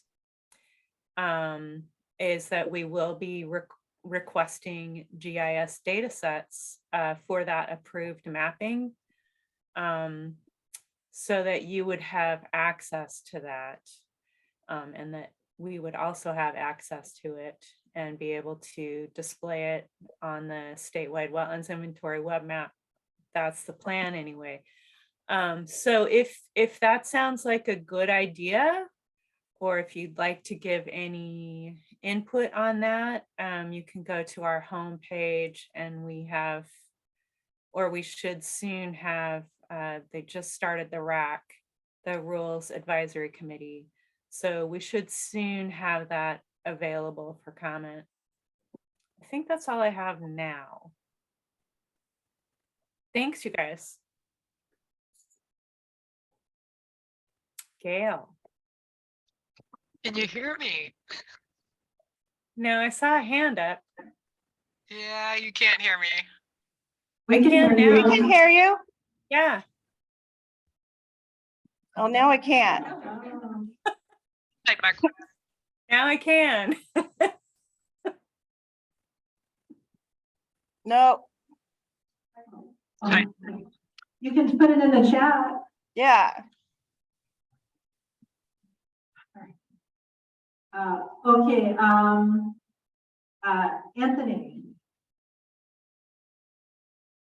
If Anthony's not there, we'll go to Nancy, and then we'll go to Beth here in the house and wrap it up here with Beth Haley and Nancy, are you there? Okay. Beth? Okay. My name's Beth Young, Newport, Oregon, Associate Planner. Got a long list of stuff we've been doing. And we're ahead of you on a few things. We've got our ADU thing going, and I have to say our short-term rental project is highly successful. Derek, my boss, did it, and I recommend if anybody's grappling with short-term rentals, just look at ours. On the subject of housing, our housing capacity analysis was just done. We're starting our housing production strategy, doing that with Echo Northwest. We just completed, well, let's move to We're working with the county on capacity building for our homeless services. I think, we know they were one of 8 pilot programs in Oregon on that, to get a shelter. We don't have a shelter in Newport, unfortunately. We just did a camping ordinance. Oh, maybe you may have seen in the paper, people camped out on City Hall, the front of City Hall. You know, Newport, 101 runs right past City Hall. It's a pretty noticeable spot. And so our camping ordinance was begun before that camp out started, which was officially a protest. And so we didn't allow, eventually, we didn't allow people to camp there overnight, but we did allow them to protest and use their tents as protest items, but they had to be gone at night, and people did not do that, and they got citations. And it was a big deal. That just happened about a week or so ago. But the camping ordinance is working, and I recommend that one. Camp in a right of way, and camp in a right of way in front of a resident, and camp on public spaces. Okay, we are having some success with some new units going in. 10 units in NIB, 78 units market rate in the north part of town, 26 new cottages coming up in the Wilder area. You know what that is? That's South Beach up on the hill. We have a 26 unit boutique hotel coming in Nye Beach. We have Fairfield Inn and Suites by Marriott coming in South Beach, right there at the base of the bridge. And a couple other things. The aquarium is doing a big update, and our new Toyota, our Toyota dealership is going to be demolished and rebuilt bigger and better. And we planning. We're working on changing some zones so that we can have more commercial and retail. This is in South Beach, and then also, what else is going on in South Beach? We're we were incorporating. Is a checkerboard of city and unincorporated. And we incorporated all the unincorporated areas around South Beach, around Highway 101. Let's see what else. We wrapped up our TSP over COVID, which was a big deal. And we're going to be putting parking meters on the bayfront. Let's see, we're working on a TGM funded city center revitalization. City center, you probably have driven through it many times and you don't even know what it is. It's the part of 101 near City Hall, but it's pretty run down right now. And so we're going to be working on that. What else? We're participating in the newest Yaquina Bay Estuary Plan. We are working real hard on hazard mitigation, especially we want to get our new dam. That's probably been in the paper. Probably heard about that. And we're trying to get money for that on a federal level and other levels. And we're also planning maybe a sensor on the dam for when it does break, and for all the people live in that zone to have some sort of a bullhorn system. It's that's our big deal. But we're also doing redundant piping under the Yaquina Bay. Let's see. I think that's about it. I am on the Oregon OPPAC, Oregon Bike Ped Advisory Committee, and also the liaison to my Bike Ped committee for the city. And this is item near and dear to my heart. I don't know about your coastal communities, but mine is a lot of ravines and ups and downs, and I consider it kind of like San Francisco 150 years ago. We still have gravel roads, we have a lot of dead ends, but I would love to see everything connected and paved, sidewalks put in. So we have a long ways to go, and our TSP was just, because it was just completed, now we're gonna start going for the big grants. Because, luckily Newport really wants what I want too, which is, complete streets and all that. Let's see, and also I'm on the OPAC, I'm the, local government liaison. So if you want to improve your biped infrastructure, actually active transportation is the term I like to use, because, you know, skateboarding, wheelchairs, whatever. Talk to me. We are going to start a project of asking local municipalities how OPAC can help them. So that's my little advertisement there. And I wanted to touch on cultural resources, natural resources, historical resources, all that stuff. We don't have a historical preservation advisory committee. And if you do, I'd love to hear from you and how successful that is. I'm from Corvallis, where there's a real strong one. And so I'm trying to learn from them. This is a me thing, not a city council thing. I'm going to try to convince my friends on city council that maybe this would be a good idea for Newport. I mean, our bayfront is unique, and I think that should be a culturally preserved. And that's all I wanted to connect with you guys on, those last two things especially. Do you have a cap on the number of short-term rentals? Do we have a cap on short-term rentals?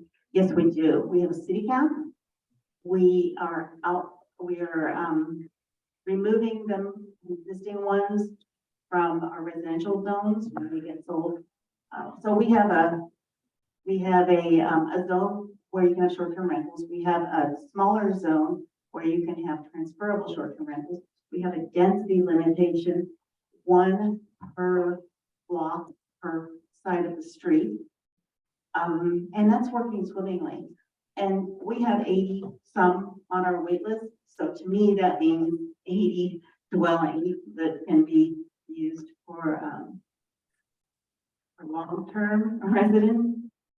So it seems to be working. And everybody, it was just in the paper, the News Times, that they had their last advisory committee or task force meeting, and it was pretty much declared a success with a few tweaks. So I shouldn't be proud of it, but I am. I'm the one who tells everybody about the project. People call from all over the country because they have been investing for the last 10 years, you know, in let's buy a house in Newport or wherever, and worst case, in short-term rental, and worst case scenario, the price doesn't go up, but as it has happened, you know how housing prices have gone up. They made big money, the people who invested in their house. Even if they had kept it vacant, they would have made big money. But now, the whole country or even world is trying to open up short-term rentals in our neighborhoods. So I'm really glad that we had a project so that we can keep our neighborhoods.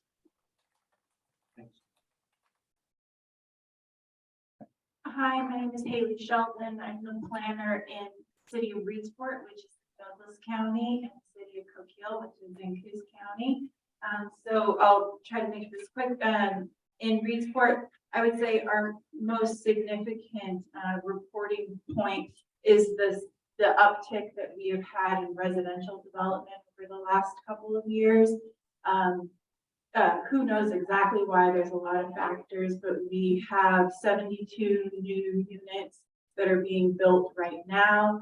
And then we have another about 30 that have been approved and are at various stages of development. So we're very excited about that.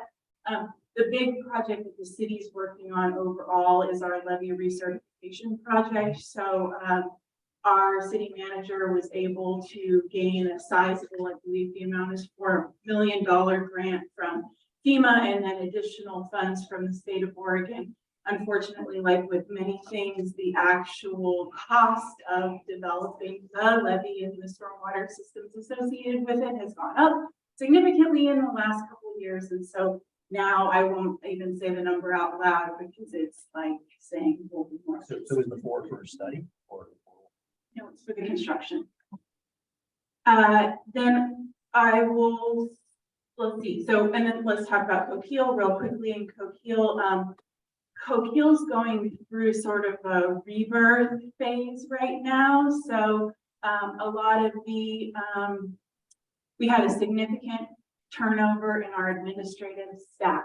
So most of the folks that work for the city of Coquille right now, and there's only a few people in City Hall, of course, small city, are new, including me, the city manager, public works director, finance director, the recorder,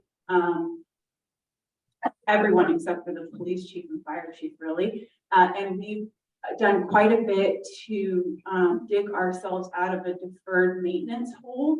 And so the thing I think that we're the most proud of is we were able to increase our water rates, which hadn't been done for over a decade. So now we are eligible for big federal and state grants to do the $8 million in deferred maintenance on our water system, which is working, but is in a state to where it is in danger of not meeting requirements. And so we're just now applying, or we have applied for our safe water drinking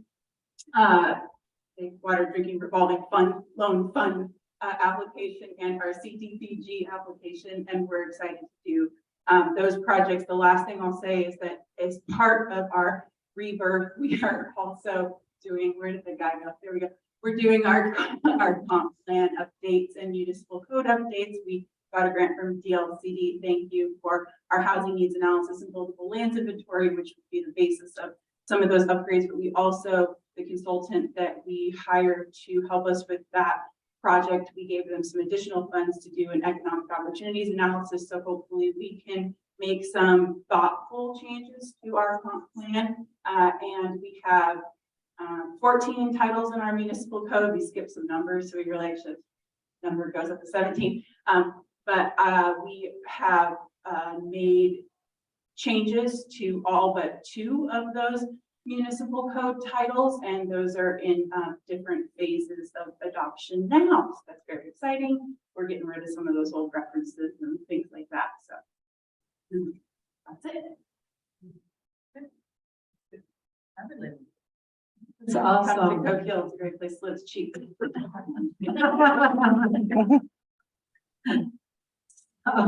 So if you want to pass it to Anna Haley, and then Darren and sorry, I'm just trying to make sure I see the list here. Darren and is Jenny still on?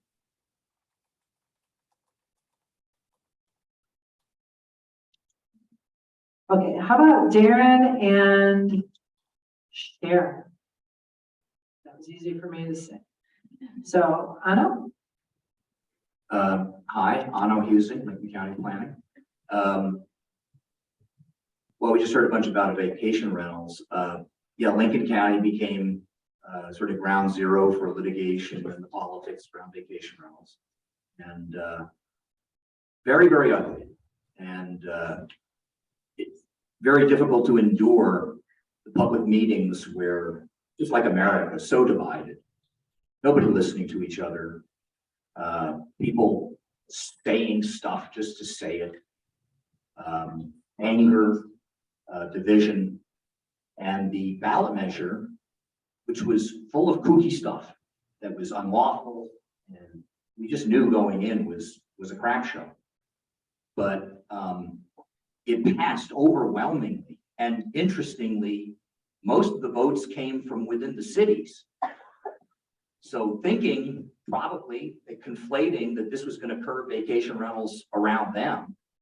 But that's the way our land use works, right? We try to keep the majority of our citizens in the cities. And so just interesting to see that. So for all the so-called success of vacation rentals, it remains a very deeply divisive issue, and good luck to anybody. I do want to draw attention to, though, at a planner meeting we had through AOC, County Planning Directors in Tillamook recently, Sarah Abisher had an outstanding talk to the rest of us about how, lo and behold, in Tillamook County, they seem to have a much better relationship between the public and vacation rentals and what it means and what it doesn't mean. So I'm just planning to learn more from Sarah about that at the upcoming AOC meeting. I want to make sure she spends a few minutes with us and our commissioners just to talk about, you know, maybe we can pull off some kind of reset in our community to do it a little bit differently. But it's just a shame to see something, you know, so inflammatory. But the bigger issue for all of us is that Oregon real estate around the country became, in recent years, you know, I'm kind of a senior citizen in this group, right? The 2 or 3 other people that have been here, like Amanda, right? We started around the same time, and Lisa too. But for what's going on now is that real estate has become an asset class. You have wealthy people accumulating properties, and you know what? It's screwing it up, because it used to be that in America, at least the America we fantasize about, there was a middle class and they could buy a home, and that would be your big piggy bank. All of your assets would go into that. You'd have something when you retired. That was kind of the business model for most American families. Well, right now, there was a day when I got a call from a woman out of Seattle asking me about a piece of real estate on the beach. And she wanted to, she said, Mr. Husing, is there any way to upgrade that septic system from two bedrooms to 3 bedrooms? Because we had occupancy limits based on it. So there was a real financial incentive to have a bigger septic system, to have more people staying at the vacation rental.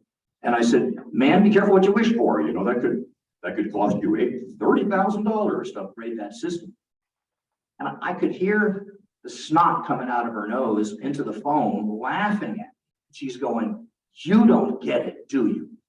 And I said, well, yeah, right. It was a rounding error for her family. She was on her 3rd vacation home in Lincoln County, thank you very much, right? And she was on to more. That's what's going on. I mean, it even ended up in Ron Wyden's, you know, a campaign literature that we've got to do something about the speculators. You know, it's out of control. And the reverberating facts is I've got a couple, you know, how do local governments, even which pay pretty good, we have steady jobs with health insurance and everything like that, young people, how do you afford a house anymore, right? Hello, in Bandon, of all places too. Bandon's been out of sight for a long time. Just single you out because I know Bandon is one of those places, right, that a lot of wealth, Cannon Beach, places like that, they were always kind of out of reach. But Lincoln County, my God, the people and what they will do. And so it's been an ordeal for us in the last couple of years to try to cope with COVID and this crazy building boom with, you know, we always had enough staff that locals could come in and have a quality conversation with us. Sort of felt good and we were right sized.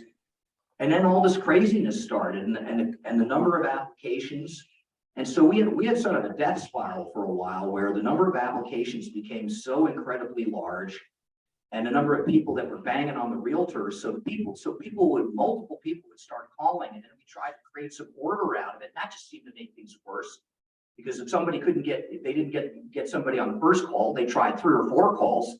Those same people would call 3 or 4 times a day. They'd fill out information requests. Then at a staff level, we're chasing our own tails. So yikes, you know, where does that all end up? And then, you know, I hear from some other juries, like you're thinking in Coos County, right? You want to have an on-site program. Good luck hiring an EHS, for God's sakes. They're unicorns. We lucked out. For instance, we finally had our building official after 40 some odd years retired, right, abruptly. And then all of a sudden, we're sitting there going like, yikes, you know, in the middle of a building boom. And then all of a sudden, the days of how long it would take and people figure this out, right? It used to take a couple of weeks for a building permit to get done. Now all of a sudden it's 6 weeks and it's 10 weeks and it's 12 weeks. We had to go out to a third party contractor, to try to make some of this stuff work. Well, they were backed up too, and they can't hire anyone. So between the great American, I'm not going to work anymore, or I'm not going to develop skills, or, it's just, I think it's a really challenging environment for all of us to try to have a program that'll work. I mean, even when we have these positions for staff, good luck being able to hire people that can come and want to be there and are going to show up every day. I mean, we got a great team right now. I mean, in Lincoln County, I couldn't be more pleased at the people that we have, and it's fun to go to work, and we love each other, and it's perfect. Well, some of our younger planners, absolutely, that's a big cloud over them right now, and it breaks my heart. Because I came to the coast in 1989. So God, the old joke, you could shoot off a cannon down the middle of Main Street and not hit anybody. And yes, I was able to get my house when I did and all that, but this is heartbreaking with what's going on. So, to me, it's a great way to live. But the other thing is that I think what we've got to do is seize now with this 50th anniversary of Oregon's land use planning program. I mean, that's coming up next year, 50th anniversary. And when I first came to the state, came out here to go to law school, and I was in the Capitol a lot. I used to purpose, and I had gone to planning school, so I was amazed at Oregon's land use planning system. I got to talk to a lot of people that made the planning system work. And in this town, in fact, the leader who was most responsible for Oregon land use happening was Wilbur Turnick. And he was Mr. Florence, and he lived here for decades. He was an amazing man who made McCall gets a lot of credit for it. It was Wilbur who ran up and down the Oregon coast persuading local government officials that we needed to have coastal planning. And that led to OCC and DC, which led to Senate Bill 100, which led to the Federal Coastal Zone Management Act. It all happened here in this town. The first meetings were across the river in the what is that hotel over there? Oh, it used to be on the other side of the river. The Best Western. It was called something else for years, but that was where there was a little office there, and the first meetings were held.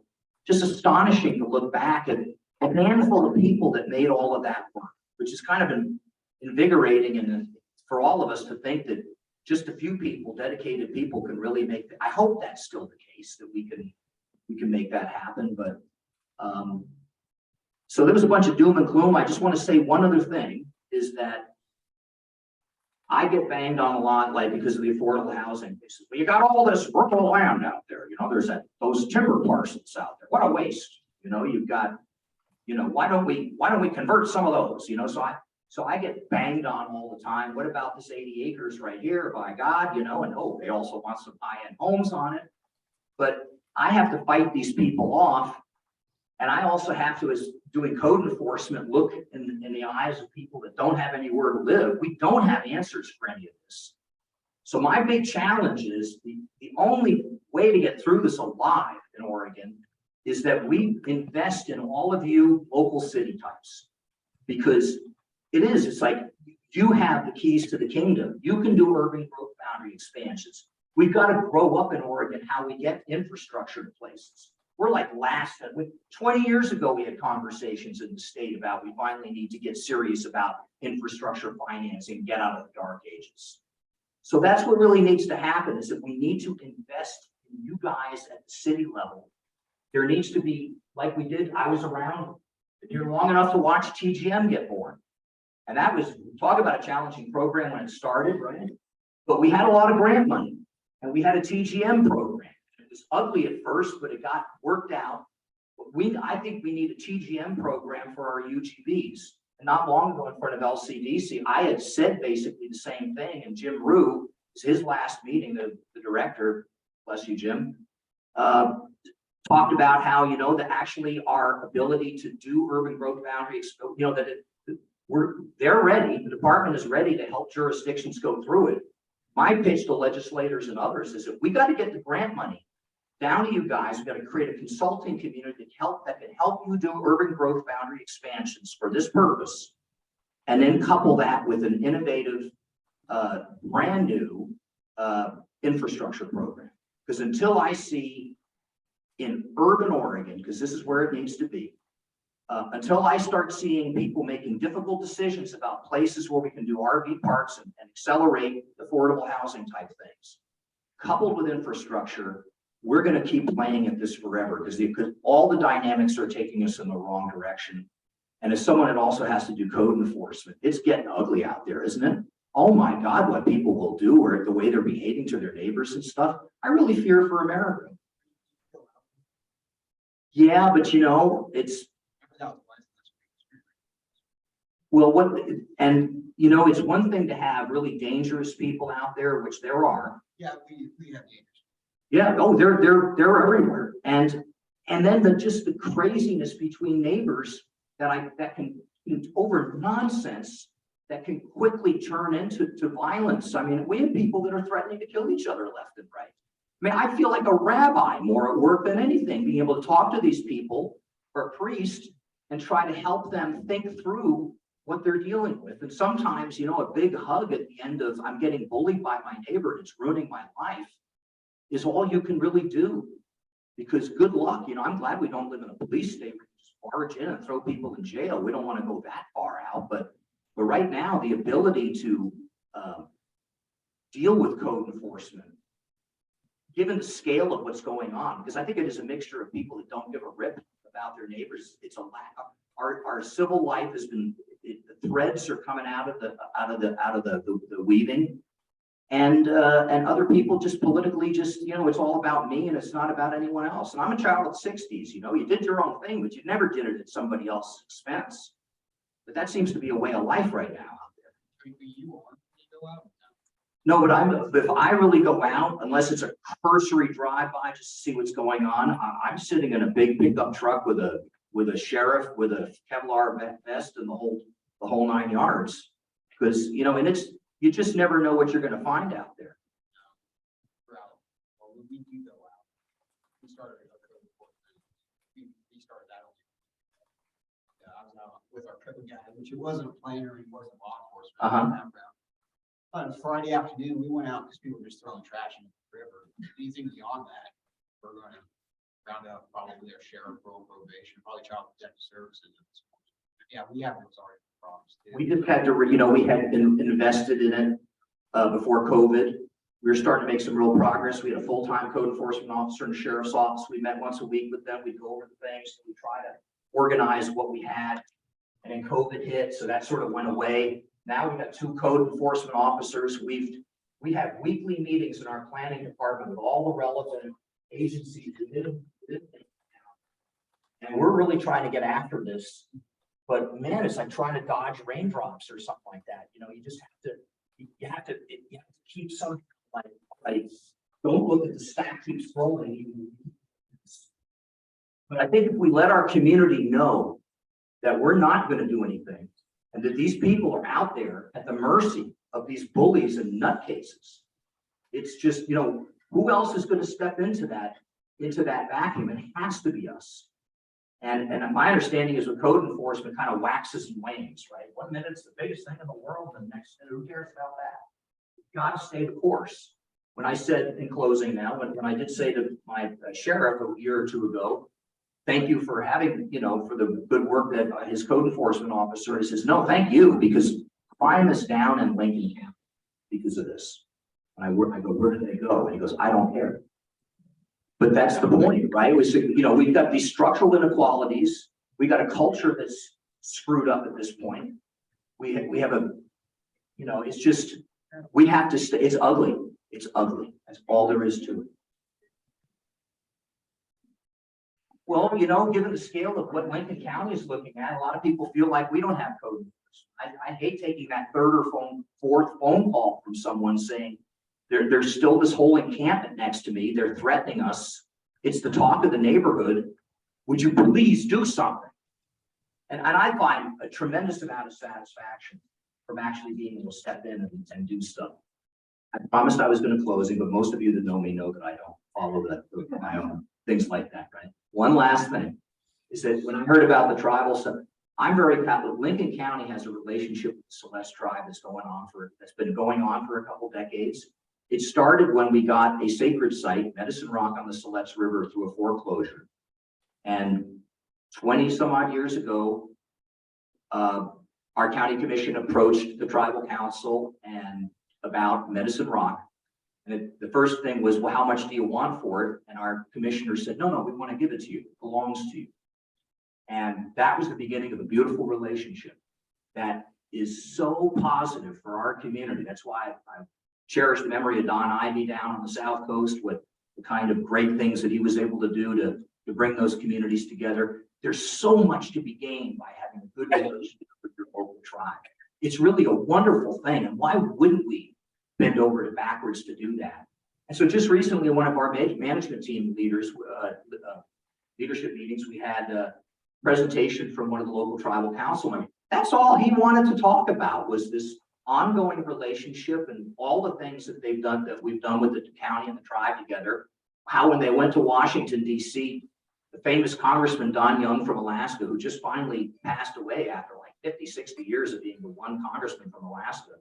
That's all he wanted to talk about after the hearing was over, was like, you guys get along? What's going on? Local government that gets along with the local tribe? Like, tell me more about that. And spoiler alert, because of the relationships that we've had with the tribe, I'm very proud to let you know that Lincoln County has been able to orchestrate the purchase of an iconic property in Lincoln County. It'll soon go public what we all did, but it was great to have.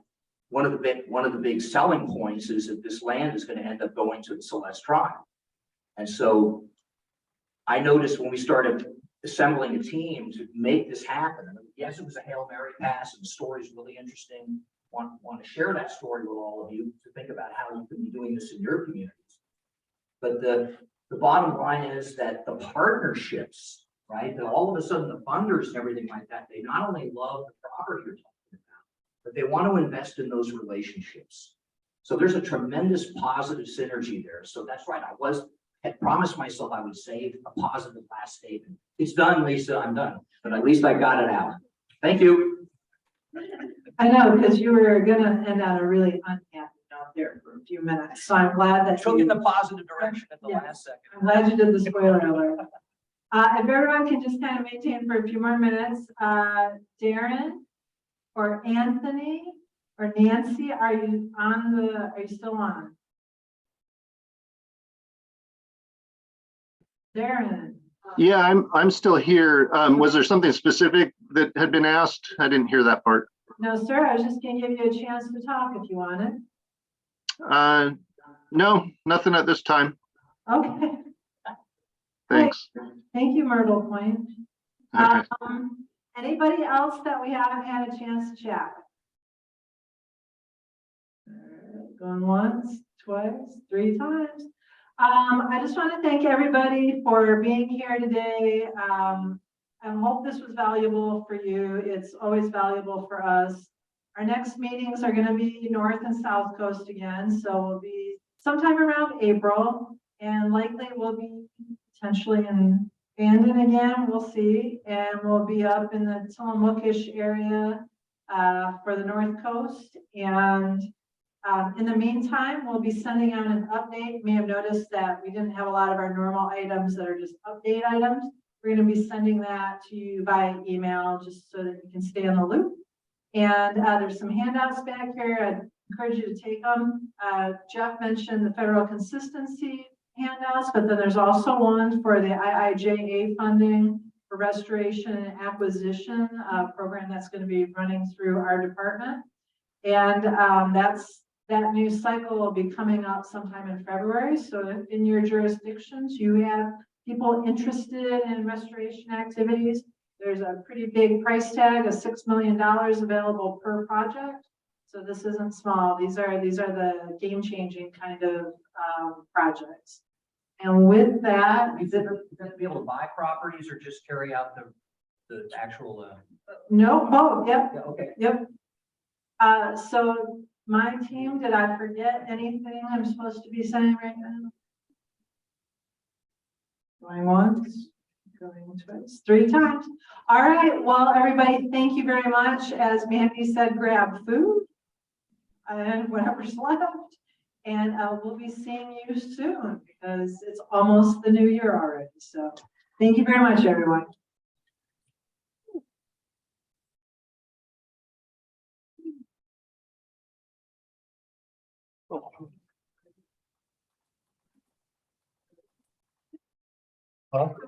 Yeah.